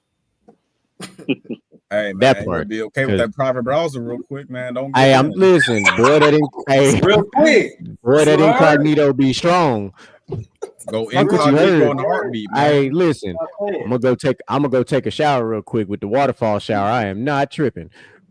Come on, we're gonna do what we got to do in these situations. But I'm gonna cook for a little bit. So we got to talk about it, right? Because culturally, let's Will, how old are you? Let me start with that. I'm 45. Okay, so you in that OG male type of game. So I know where you at. So this still falls in line with what I'm about to say. For us, collectively on this panel, that whole mindset that you talked about, it goes back to the music that we used to listen to. There was a very popular phrase in all of them songs, break up to make up. Mm-hmm. We, as a collective group, our generation, we initiated toxic culture. And we let that shit manifest over years and years and years. Every single song that was about relationships was about we fussing and we fighting, but we having makeup sex and everything is good. You know, we allowed that part of our culture to just manifest, and it became the norm. But you gotta amend that too. It didn't just talk about the makeup; it talked about who was at fault.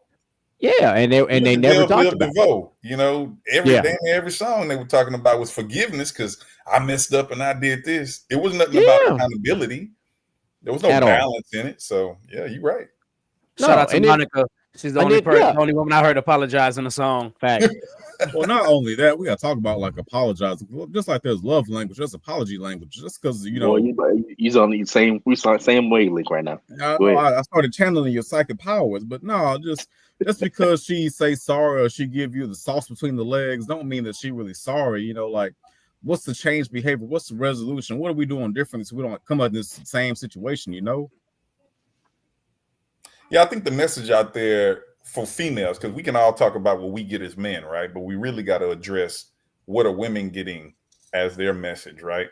Mm-hmm. And I remember watching a podcast, and it was, you know, red pill, blue pill, go back and forth. Oh, Lord have mercy. Them red pill, blue pills, that shit is fire in a bad way. But what it did address was an important point about when you look at the relationship, if we really stack everything up evenly, who's the prize in the relationship? And for a lot of time, we've been telling women they were the prize. And you know what? We can't be surprised that they acting like that. But in all honesty, well, to your point, Will, men oftentimes we date down financially. 100%. How many brothers do you know got a wife that make more than them? Not many. Like, and to bounce off of what both of y'all said, like it's one of those things, like, and I'm gonna go specifically off of two things that Will said. You know, he's talking about, of course, you know, it's about the accountability, but then we talk about, you know, the partners we select and all the other things of that. But it's like, it's another level to it. Like, you know, talking about they're the prize. I'm like, I get it. Younger me would 100% agree with you because I did that. I made that mistake in my 20s. As I got closer to a certain number, I think it was probably 25. I think 25, 26 was about where I figured it out. I was like, no, it ain't you. It's me. Mm-hmm. And when I figured that out, I was like, okay. And then, like Mr. Gent said, when we talk about the happy wife, happy life, I hate that phrase. I hate it. And I don't hate a lot of it, but I hate that phrase because that phrase is basically saying I am gonna settle with whatever you say. Because that means we're not gonna talk. Because I'm just gonna submit to whatever you say, whatever you express, however you feel. But where's the growth coming from? There is no growth. There is a husband that is submitting, but then at the same time, we talk about just being able to talk. If you don't have the type of partner where you can talk because you've already had your emotions weaponized against you because you decided to be vulnerable with your spouse, and then your spouse compartmentalized it, waited 3, 4, 5 months down the line, and fired that motherfucking round right back at you again. And it's like, oh, okay. So what you're saying, I can't even express myself to you in a transparent, real manner. Bet I'm gonna do what men do. I'm gonna put these walls up and I'm gonna shut the fuck down. And then you're going to be wondering why I don't give you no affection. Why don't I do this? Why don't I do that? Well, because the last time I tried to do that, you dropped a nuke on my ass. What you think I'm going to do? Yeah. I had to rebuild civilization because you fucked up my whole psyche because I had a moment of true weakness as a man. And it was literally the equivalent of being spit in the face to call it what it is. So we as men are extremely prideful, and we all know this. So when our, it's not even an ego thing, it's when our pride is hit. Our pride is, to me, a man without pride is not truly a man. You can be a man without an ego. You 100% can be a man without an ego, but without pride, you can't call yourself a man if you have no sense of pride. Because you must have pride, because if you are the way that we are viewed in society as the providers, right? You have to have a level of pride because you have to want your kingdom to run a certain way. Right. But you can't do it without pride unless you just don't give a fuck. Well, I would even go further to what is attractive to women. You want me to protect your ass when shit go bad. And there's no way I can protect anything if I don't have pride in that in which I'm going to protect. So now what you're doing is you're basically, and I almost associate this with the lowering testosterone over time throughout the generations that have gone on, because you just as women have just beat it out by not having a feminine mindset, staying in your place and understanding that you are not to step over into my lane because you're not willing to take the responsibilities that I take in order to provide and protect this family. And if those two things you find attractive in me, those two things you still hold me to as my job, sit your ass on the other side and, let me be me. Well, I got a question for you, but I got a question for everybody, honestly. We're talking about men being the prizes now, but let's be real about it. What do we really want out of women? And what do women really want out of us? Because I can tell you from damn sure most women want a man that's going to provide. Us, we're not looking for a woman who's going to provide. Are we? Provide what? No, you're absolutely correct. What women want from us mainly is exterior. What we want from women mainly is interior. And those are the things that are not being taught.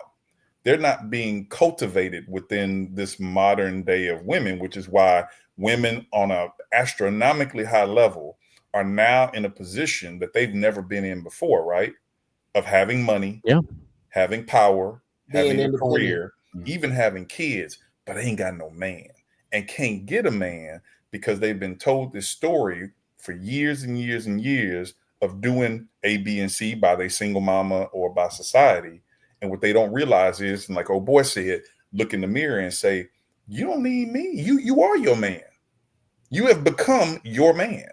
And I'm not about to take a position in your life where you feel like you can down me or feel like you can have the power just because you making bread. Well, that's the problem. Like, we got all these masculine women out here.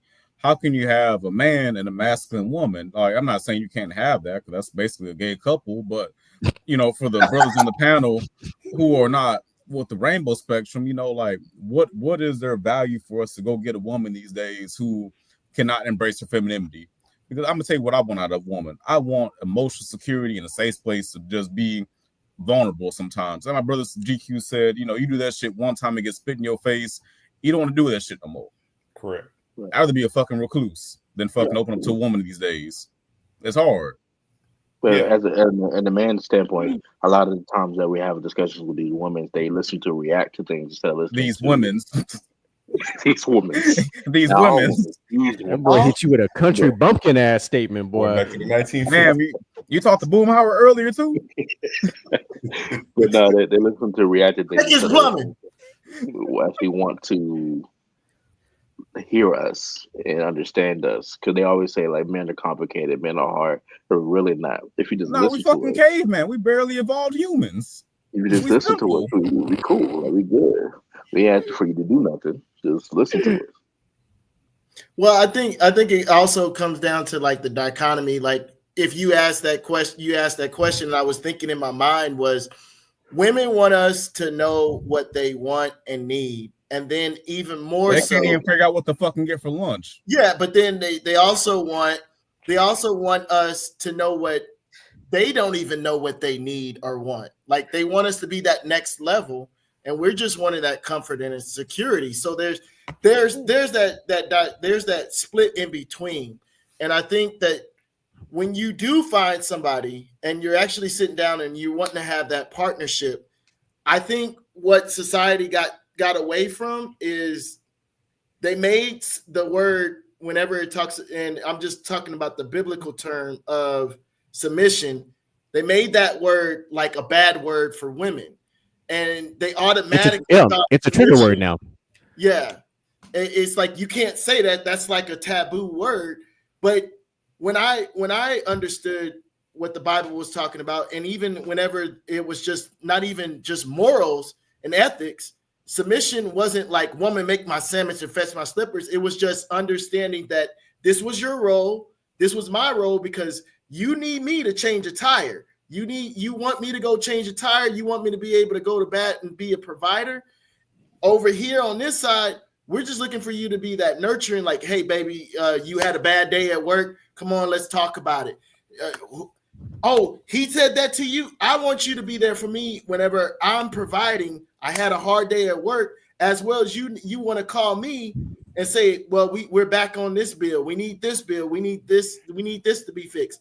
That's my role. And I think that when those roles got swapped and when those roles got turned around and it was seen as limiting somebody, then I think that's what we saw miscommunications and the breakdown of what you're talking about, which is a masculine woman, and I don't need a man, and I don't need this, and I'm not going to ever tell him that he's right, because that's just going to make him think that I'm weak, and that wasn't it. All men was wanting, all we were ever looking for was like, oh, okay, this is my partner. She's actually being vulnerable and showing that she's trusting me in the fact that she was wrong about it. I'm not going to beat her over the head about it, but I just want to show that level of love. And I think that that's where we're at with it, is like, there's no trust, there's no love without actually admitting a fault or accountability. So there's a spot in the middle. There's a group in the middle that no one's talked about yet, and it's the group in the middle that's caused the problems for both sides of the spectrum. And it's the ones in the middle. It's the ones in the middle, because even when Will said it, talking about we being the prize, to the group in the middle, we are the prize. You know why we're the prize? Because we're the ones who end up marrying us, they end up getting kids from us, and then they end up leaving us and taking us for everything that we're worth. There's also that group. You asked earlier, Will, a very important question. You said, what kind of a relationship is that? Well, biology tells us it's a parasitic relationship. One person benefits while the other person slowly dies. That is the definition by the book. By all means, go look it up. That's the type of relationship it is, because those individuals in the middle are the reasons and the root cause for the issues on both sides of the spectrum. Because there's that group of women, and men for that matter, that are like that. I'm independent. I don't need anybody, but I still need somebody because I need to get a step ahead in life. And this is what I'm going to do. And because of course, if you guys are on social media as much as I am, you guys currently see that like child support is becoming a massive trending thing, because there's been a shift. There has been a shift that no one has been able to account for. And it's the shift where a lot of men are deciding to no longer be married. And that, for a long time, was the ultimate power grab, if you will. by a lot of women. Oh, if I secure the bag, it's because I married him, and now I'm married to him. I got to get kids from him because now I can get him divorced, I can get child support, I can get alimony, I can get all, I can live my life off of his income. A lot of men are deciding, you know what? Nah, I ain't getting married. Honestly, brother, that's kind of where I'm at right now. Like, it's so much peaceful out here. There's only worrying about myself and my kid, like having to deal with somebody else's fucking problems. Like, I don't need that shit. I don't want that shit. Like, if I want, intimacy, I got family and friends for that shit. Like, all that other extra shit, bro. Man, we got incognito browser.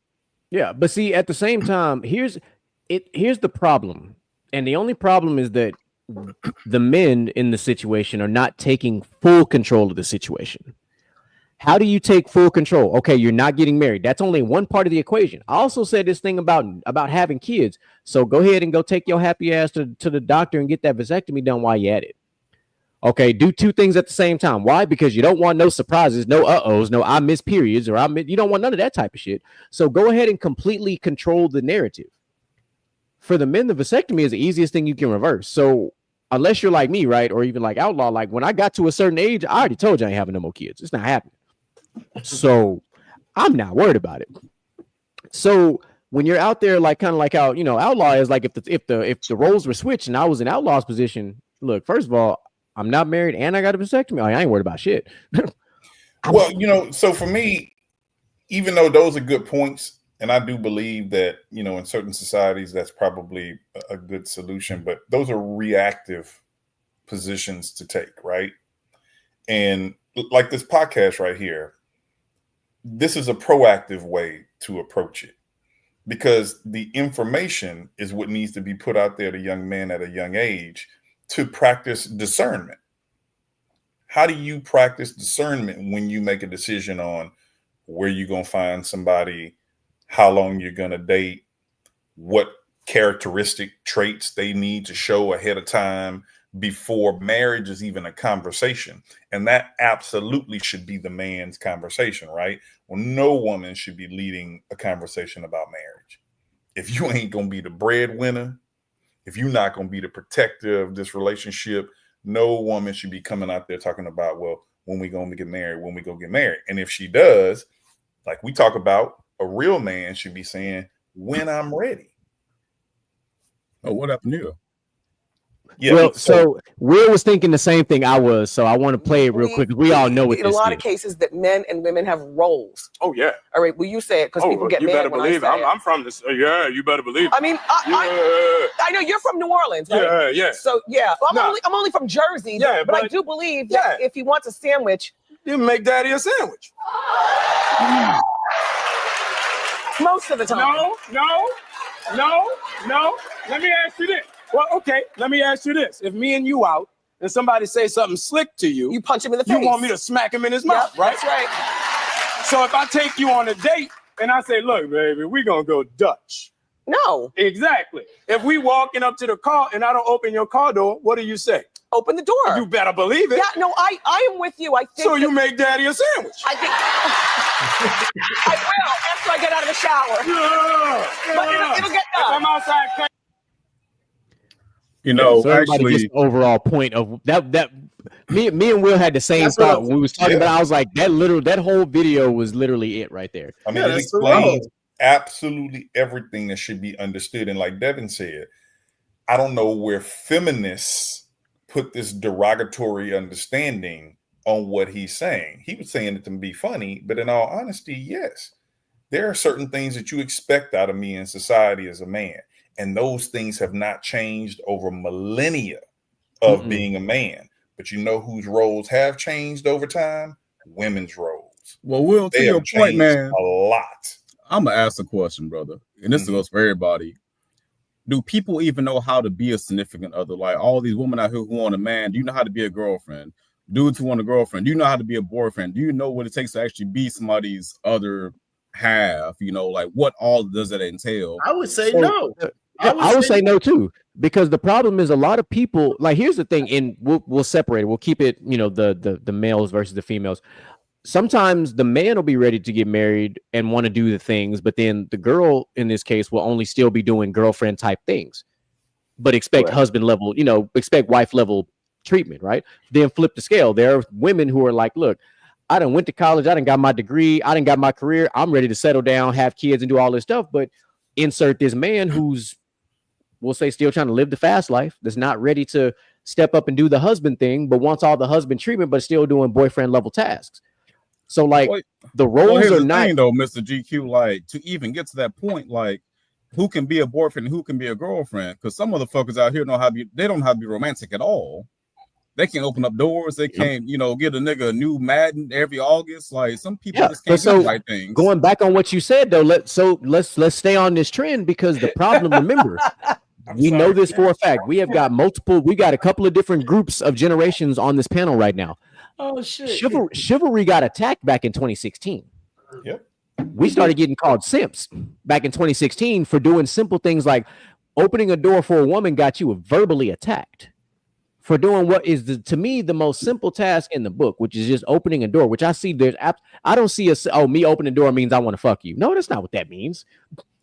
I'm opening a door because my mother raised me to open the door when elderly women and elderly people, and if there is a woman behind you, you let them in first. That's like, I don't know. I think it's more prevalent in the South than it is anywhere else, but that was the way I was raised. And like, and the fact that there was a point in time where there were literal social media, back on this social media thing, there were social media videos of dudes trying to hold doors open for women and women. I don't need you to do that. I'm a strong, independent woman. I can do this by myself, bro. I'm just opening the fucking door for you. It's not that serious. Deion Cole said it best. He opened the door for a gay chick, and she was like, "Nigga, walk in." I'm gonna close the door then. No, so I would say this. I would say the dichotomy of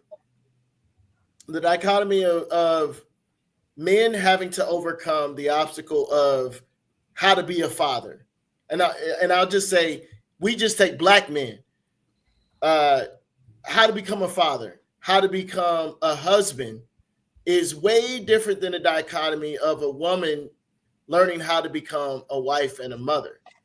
Because and I say that with the utmost respect, because I know that there's households that have, raising a black kid, a black son, and the mom is raising him, and he doesn't have the dad in his life on a regular basis, but he still has to overcome and see what that's looked at. Whereas if you have a daughter to a mother, she's going to find out real quick because she has that model. So I don't think it's as but the problem is, Devin, is that she's finding out wrong. Yeah, and that's the problem. Well, not only that, Devin, like a lot of them women who didn't have fathers who were trying to tell niggas how to be, men. Yeah, exactly. And I'm a big advocate, or I have always been a big advocate in the court system of keep it with the sexes. If you have a father that's in the picture that's willing to take care of the boy, let the boy go stay with his daddy. Let the girl go stay with her mama. Let each one of them figure that out. The sharing back and forth, whether it's a 50-50, custody thing or not, when it's an opposite sex, that's a different story. But when it's the same sex, where the boy has the opportunity to go with his dad, there should be no argument, because you don't argue when the woman wants the girl. That's never an argument. Depending on the situation, that girl might want to be with her daddy. What I'm saying is the choice shouldn't necessarily lie with the kid. The choice, it shouldn't lie with the adult. And the court system should make it to where it's a balanced system. If we have one child and that one child is a boy, and we separate, that boy should come with me. Now, as a man, as I'm supposed to, I'm not asking for no child support from you. That's not even a part of the discussion of the equation. It's not about money. It's about the future of this young man. But nobody brings that up in the court. I don't think child support should be on the table initially anyway. I agree. Because as the two who together created said child or children, however you look at the situation, if no matter how you two feel about each other, right? Y'all don't even have to remotely like each other. If y'all can't sit down and come to a comparable agreement to be, listen, this is what we're going to do. This is how we're going to make it happen. And let's make it happen. Now let's put that on paper then what are we talking about? Because when you allow the courts to interject into the situation, someone's going to get asked out, which 90+% of the time it's the father. It just is. It's unfortunate, but that's the way it goes. But the way it should go, and we had a whole episode about this, so I'm glad that y'all are here so y'all can hear what we talked about. If there is a divorce and there are children involved, the first thing that judge needs to do is you need to look at the financial records. Just start there. Look at who's been doing X, Y, and Z collectively. Start there. Now look at the incomes of the two parents. Now you need to look at the total picture. Don't decide custody the first year. Let it be 50-50 for the first year. After that year, come back and reevaluate and see how these two live individually, and then make the best decision for the kid after the fact. Don't jump to we automatically got to give it to the dad because the dad is a six-figure man. That dad could be a six-figure asshole and not pay that kid no mind, whereas the mom is in this situation the better parent. You've got to you can't just have a case be decided in like a couple of child support court proceedings. You've got to let it play out. Yeah, I feel you on that, but I mean, let's be realistic about how the court systems run. For one, this is public money, right? Yep. So you're talking about a very specialized situation in almost every situation of divorce, which the government's not going to agree with. So you got to find a solution that can be put on the table economically for this county, this state, and them backing that. So that's why I say, like you, child support shouldn't be an issue. 50-50 custody should be there as long as you guys live within the vicinity of such and such area. Mm-hmm. Give it some time. Let that solution work itself out, because it may be found out that 50-50 is the best way for these kids to get. As long as the kid is living in the same vicinity and is going to the same school, right? You can't flip them from school to school, and that commute can't be more than 30 or 40 minutes, and it's unreasonable.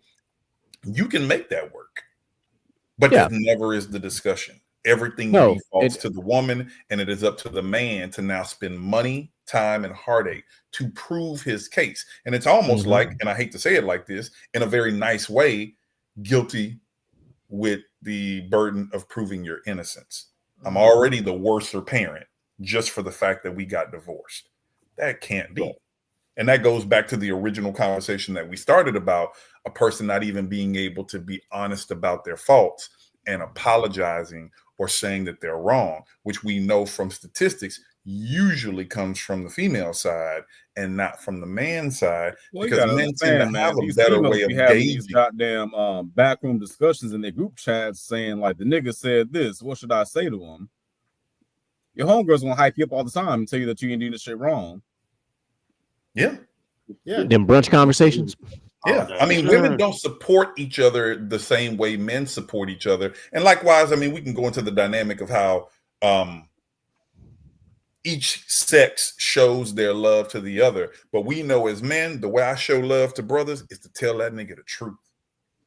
Not to sugarcoat it, not to play to his emotions or whatever, but give it to him raw. The best way you can show love to anybody is to be honest. So when the women are over here talking about girl this, fuck him, do all this, you're not doing that. Gaslighting. Yeah, gaslighting is the worst kind of friendship because you're not being honest. It is, and it's because it's group validation, and that's arguably one of the worst things you can do. And we all seen it. We've all probably been in relationships where the best friend has been the reason y'all end up breaking up in the first place because of whatever reason, because the best friend ain't happy about X, Y, and Z. So every time y'all get into any kind of a fight and she go off and tell her, she's just gonna keep painting this picture like, oh, why are you even with that dude? He's this, he's that, but and like all this other shit. The best friend is plotting on you. Possibly, yeah. Possibly, 100. Yeah. Been there before. Definitely been there before. And then I wanted to go back. Miss Jacqueline dropped on there and she said what the Bible says. So I wanted to make sure that I pulled the right verse. So I found the one that made that kind of fit in the conversation we're having. And it was Romans 12:10. And it was, be devoted to one another in love and honor one another above yourselves. That sums up the entire conversation that we're having. So that I just wanted to make sure that Jacqueline, we didn't ignore your comment. I want to make sure I had the right verse queued up for us, so we wasn't just kind of throwing one out there and hoping that it stuck. Had to find the one that blended this conversation together. So Romans chapter 12 verse 10 was the one that fit perfectly with this conversation, because it's true. If you break that verse down, the first line tells you everything. Be devoted to one another in love. If two people, in this case, you can throw genders and pronouns out the window. If two people are devoted to each other in love, you really won't have a lot of problems. Very true. But if the scale is off balance, one loves more than the other, you already know how this story is going to go. Yep. The power lies in the person who's least willing to continue in the relationship. Ooh, big facts. Somebody was preaching on that. Wow. So, that one who's ready to walk away is one who controls it all. Scary place to be. This is why we all put up our defense mechanism, right? We don't want to be the one on the other end where that person is not liking us as much as we like them or love them, But that's where that Bible verse comes in. You are duty bound to do this first. And that never gets talked about, the duty in marriage, the duty in a relationship that keeps the foundation solid. And what women get a lot of times is it's all about their feelings. And I hate to say it, because I tell my wife this sometimes, like, the situation we talking about, it ain't got nothing to do with your feelings. We have a duty to the kids. We have a duty to the house. We have a duty to this. I'm not talking about your feelings. We can worry about your feelings later, but let's find a solution to this now before it becomes so big that we can't deal with it. And so there's a time and place for that. Yeah. Divorces, 82% of divorces are initiated by who? The women. Women. Because it's all about their feelings. And that's the lesson that mothers aren't teaching their daughters. Divorced mothers, married mothers who are unhappy, whatever the gamut is they're selling this story about, baby, if you don't feel good about it, then leave him. If you don't feel this, ma'am, it's not about feelings. Teach this girl what is right. It's also generational. It's generational, because all of us in this panel have had parents, well, not even parents. Let me go a generation further. Grandparents who have probably been married for 40, 50, 60, 70 years. And we've heard the stories. There are times when I wanted to choke that motherfucker's lights out. We've heard these stories. But at the end of the day, that's who I'm married to. That's my person. We worked it out. And that's the key. We worked it out. Agreed. Fast forward, and then you look at it just going from our grandparents to our parents, and I've told this story before, like my parents were never married, but my parents are still best friends to this day. They had their spats, they had their fights, but then when they were no longer together, my mother never did the things like the Will was talking about. My mom never bad talked about dad at all. She allowed me as a young man to forge my own opinion and figure out everything I need to figure out all by myself. And that's the way it should be. If you're not going to be with the person that you created children with, don't paint that other parent in such a bad light that child is going to feel the negative feelings that you feel towards that person, because that's not fair to the child. Let that child forge their own opinions. Don't badmouth your ex to anybody, because you want to control the narrative, man. No, and there was a point in time when you were happy with that person. And don't act like that wasn't the case. Yeah, you made the decision to be with them. I think people don't look at marriage as a institution of conforming. Like, you're conforming to something, right? It's almost like a Venn diagram, right? It comes together. You got things in the middle that you agree with about. You got things on the outside that you don't agree. You take time and bring that together. Over time, that Venn diagram gets a little bit closer and a little bit closer and a little bit closer. But it takes time. But like you said, there's got to be boundaries set. There's a respect level that has to be maintained between you guys, and agreements. People don't talk a lot about agreements in relationships. Sitting down once a week, once a month, and making agreements that always are changing. They're always fluctuating, but you're continuously making agreements about, hey, how do we deal with this and how do we deal with that? We got two people over here who still trying to be individuals, and they don't understand that conforming to become, a unit is the part of the relationship that is missed. Yeah. Oh, I get that. But yeah, Man, I love these kind of conversations. but no, This, I this mean, is go for it. no, I was just gonna say, the last thing I was gonna point out is just ultimately it's about not giving up and always trying and not expecting for someone that is not used to. I think what ultimately, maybe I'm just speaking for myself.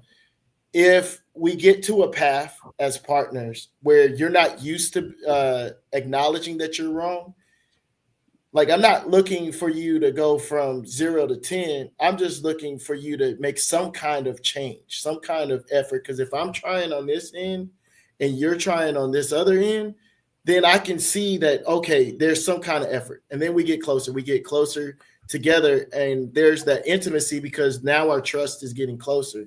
And so I think for me, it's not the example of I want a complete 180 turn and I'm expecting it on this date.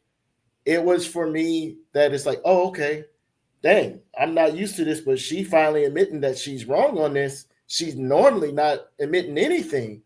And then it's like the next issue, she's admitting that she's wrong. And so I think for me as a man, and I think for a lot of men, is the simplicity of, are you trying to be accountable for yourself and not afraid that if you're accountable for yourself, that I'm willing to see that and I trust that and you trust me.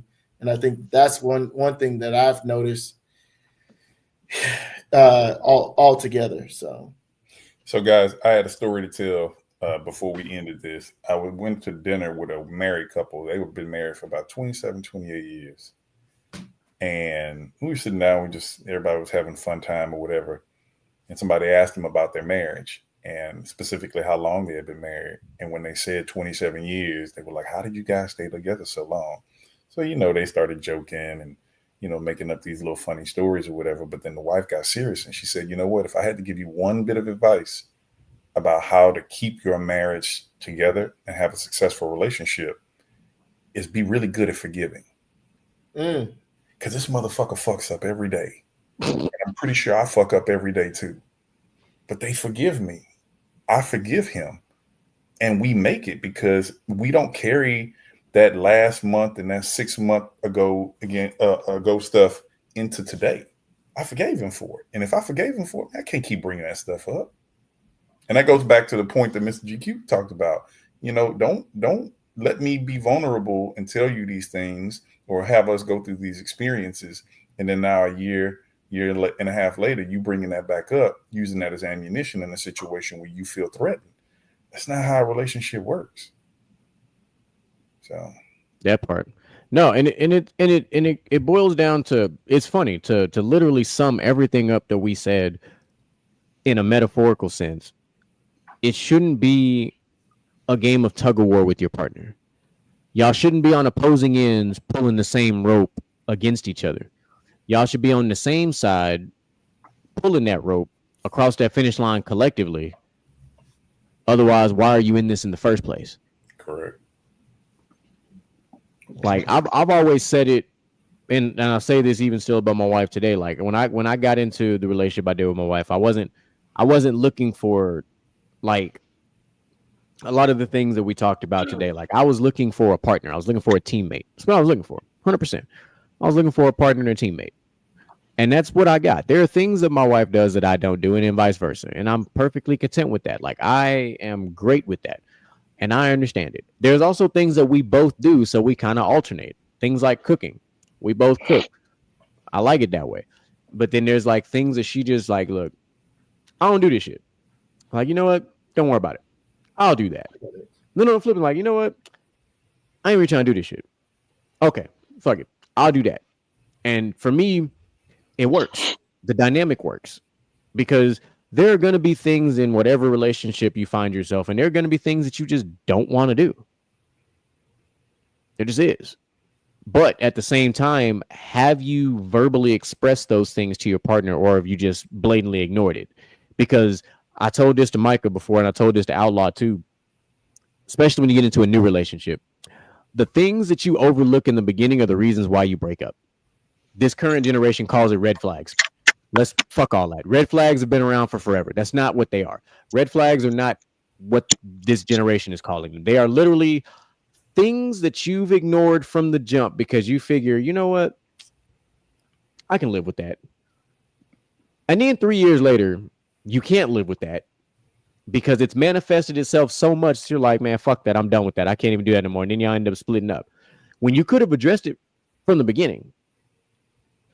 And your relationship would have been tested right out the rip. Hey, listen, I see that you do this. I don't really like this.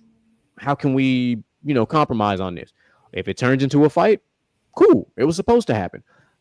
But from that fight, was there a resolution or was there only continued conflict? That's all. But if you chose to ignore it, don't be surprised if that's the reason y'all broke up in the first place. Well, we know one thing that is constant in the universe, and that's change, right?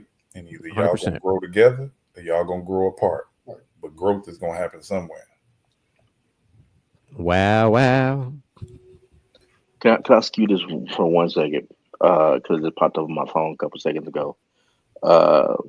This thing that's been going viral this past week, this cooking with Kaya. I don't know if y'all seen it. I heard about it. We talk about, man, he about to making these dudes right apologize for looking at cooking with Kaya. Oh These man. men are they getting broken up with because they're looking at cooking with Kaya. And it's just a girl on the internet that is cooking these meals, shaking little ass. And she said, "You better cook for your man before I will." And these women are in uproar. You know what the problem with that whole situation is? There is a level of insecurity that needs to be talked about. Between women and other women. Yeah. Right. Because I'm gonna tell you right now, you know what happens with videos like that you just talked about, Mr. Gent? My wife would have sent that shit to me. Right. Thank you. And my wife watched it first. And she's like, babe, look at this. 100%. And Mike knows this.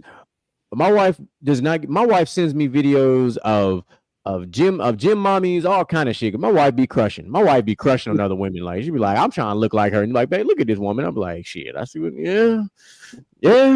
I get you.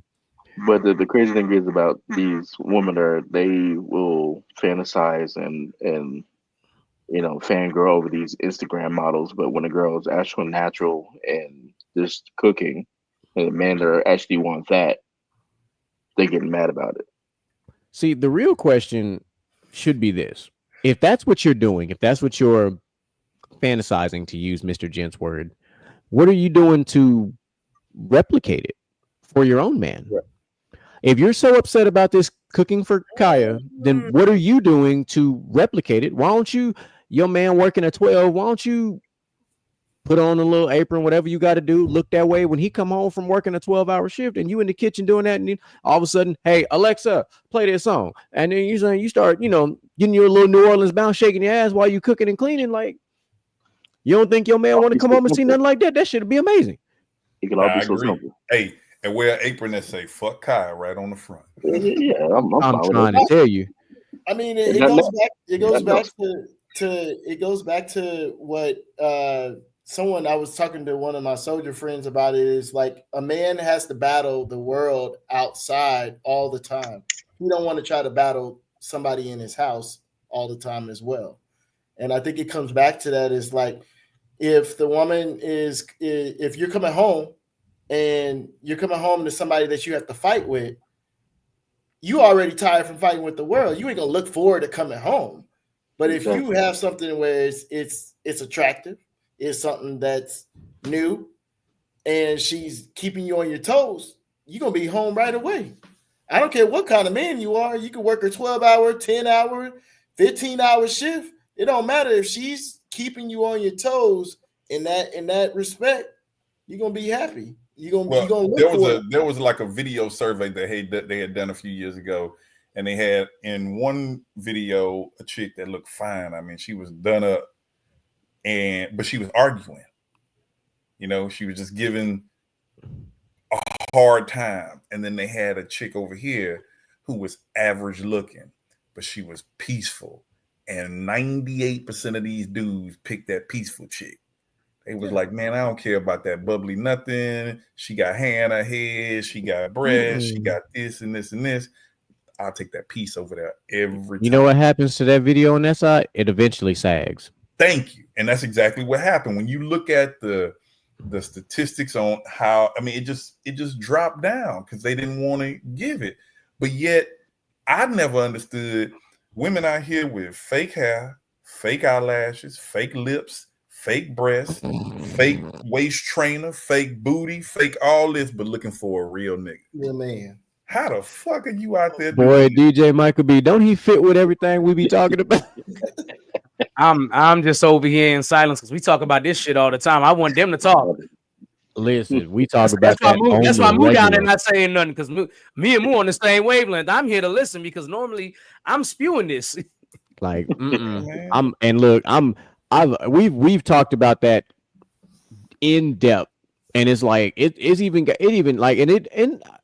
I guess maybe it's just the way I grew up personally. Like I never was attracted to that type of shit in the first place.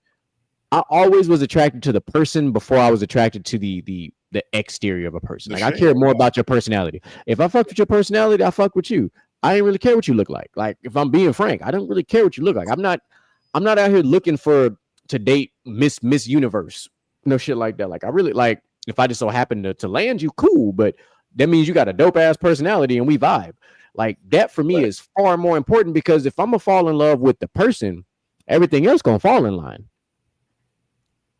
Yeah, well, I fall in love with the mind before I fall in love with your physique any day.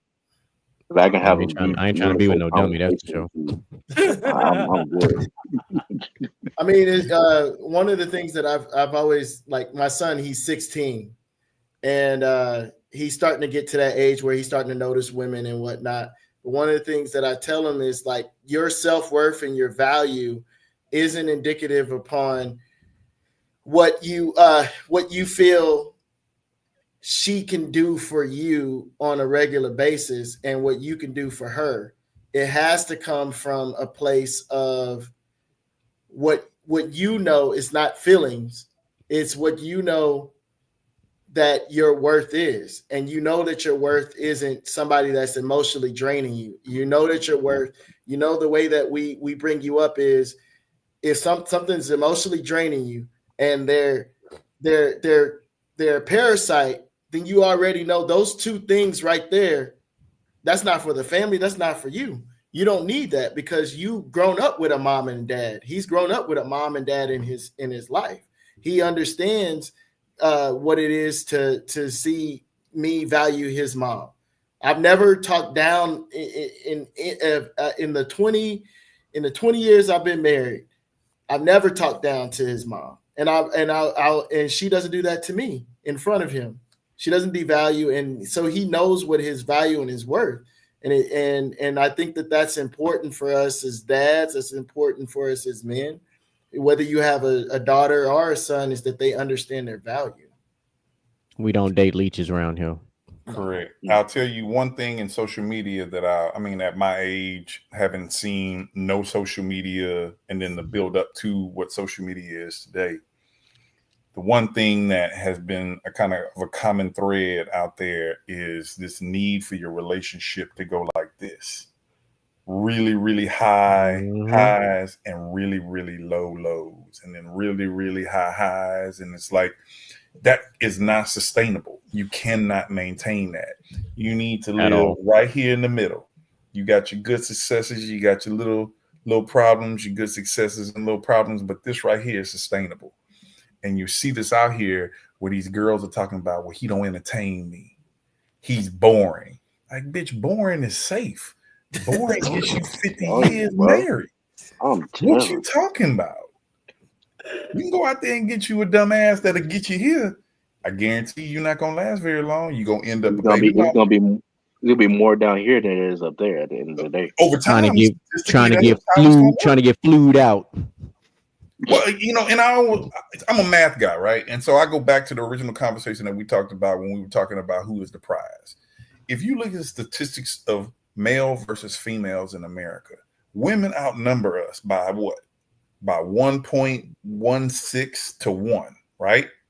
And that's if everything was good, you're not taking into account gay guys. You're not taking into account people who go to military and die. You're not taking into account prisoners. You're not taking into account the guys that say they don't want to get married no more. Now, when you put them in the equation, the number is way skewed. So if every woman out there had a man that was married, or every man had a woman that was, and they were married, that still leaves a huge gap of women that are single, just by the math. And women don't even get that. And so they need to change their position, the way they address the problem of being single based on the math alone before we get to anything else.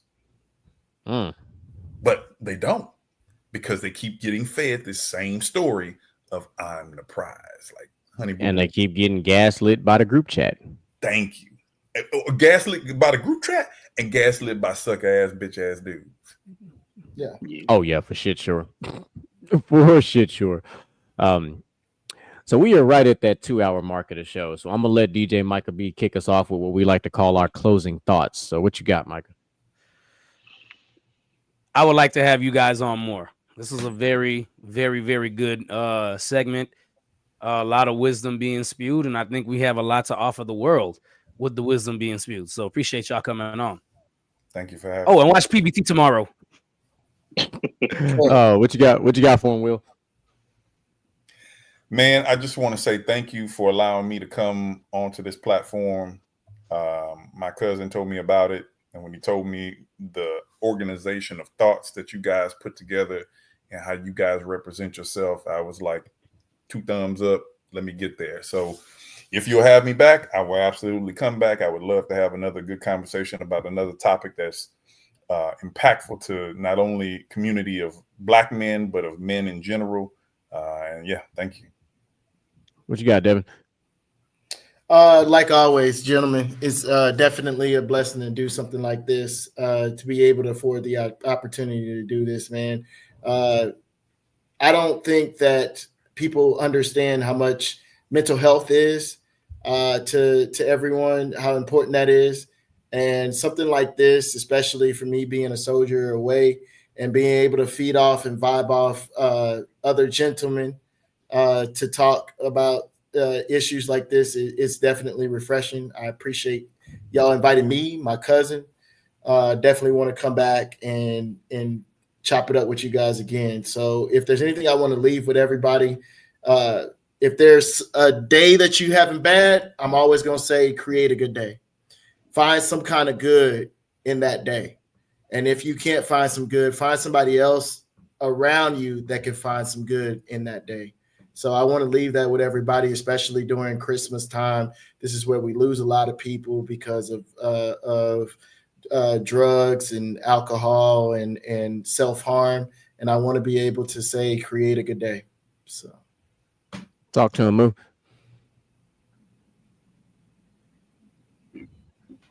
Really dope conversation. Appreciate the fellas for joining the panel today. Appreciate my boys for letting me up and whatnot. Make sure y'all tap into PVT tomorrow. We got a special debate between Mel and a special guest. So that should be fun. And program continues on Friday as usual with Talking That Ish on Inside the Huddle. So make sure you guys don't miss it. See y'all tomorrow. Peace. What you got, Gent? Nah, it was a great show, man. I appreciate these gentlemen right here for coming on here and feeding off of what our energy is. And I appreciate all our gents right here that feed off everybody's energy. You know, we have a great conversation. I hope this touches the people that it needs to be touched. And I hope these young men out here listening, you know, because this is what it's for. And this is what this show is really for. I love that. Y'all go ahead and like and subscribe on our YouTube, TikTok, Facebook, all that. So yeah. Outlaw, talk to him. I'm gonna say this: if you're gonna play a role, know how to play it. Whether it's professional, sports, relationship, what have it. If you're gonna do it, learn how to do it. Boy, that was some full circle beautifulness right there. Outstanding show today. You can't tell by watching this show that this was Will's first time ever being on a podcast. He blended in extremely well. Of course, it was always great to have Devin on the panel. And as per usual, the Infinity Gauntlet was doing what it does best. Just keeping that cast iron hot. All right, everybody fed off of every single thing here, and I don't think the conversation really ever tapered off. I think it may remain consistent, which is funny. As kind of Will's biggest point today is it just kind of kept rocking like this. It spiked, but it never dropped. It just kept rolling. So that's what we like to do around here on Gentlemen's Talk. This beautiful, unfiltered, unscripted show that we have put together so long ago that started with just myself and DJ Micah B, and then it just grew and manifested into this phenomenal thing that you guys see in front of you now. So we love you guys. We will be absolutely nothing without the chat. Y'all was live today. Appreciate the feedback. Appreciate you guys dropping some impromptu topics on us. So that was the first time that Devin and Will got to see that. Like, we will take literal comments from the chat and make a whole conversation out of it, because we are exactly what our fans are. If they jump in, hey, we got this. Hey, bet we're gonna pause what we got going on. We're gonna talk about it, and then we're gonna get this thing rolling again, because we are nothing without our fans. So, radio. All right. So, as per usual, ladies and gentlemen, man, we love y'all. We appreciate y'all, man. Make sure y'all like, subscribe, follow at From the Sidelines Podcast 5, man. We coming at you live Monday with Basket to Basket, Wednesday with Gentlemen's Talk, Thursday with PVT, Friday with Inside the Huddle. So you get to see all of the From the Sidelines crew 4 separate times a week. If you want to get your basketball fix, tune in on Monday. You want to get your all-around mix, tune in on Wednesdays and Thursdays and Friday. We got all the football you can handle, whether it's college, semi-pro, NFL, women's football, flag football. They got you covered. Don't you worry. We got everything you could possibly ask for. Hey, I got one more thing to add before you cut it. GQ, it's up this week, hoe ass nigga. Oh, I'm about to beat your ass in these fantasy fucking championship, ho. Yeah, we gonna see. Me and Michael, yeah, yeah. So we in our gentlemen's league, myself and DJ Mike will be playing in championship, and we're not going to talk about what the season-long record is, because it's a straight dog walk for one side versus the other. But it's okay. We're just going to keep adding another notch in that belt, make that championship look nice with all these diamonds on it. But, yeah, I know. You ain't got nothing to say. It's okay. It's okay. We're going to see. We are going to see. Man, just cut this damn podcast. All right, ladies and gentlemen, we love y'all. We appreciate y'all. And we are motivation in you and inspire the world to do what you can. If you love it, then fuck it, get through it. Mumble mentality activated. I waited for so long, get burdens, I'm outweighed.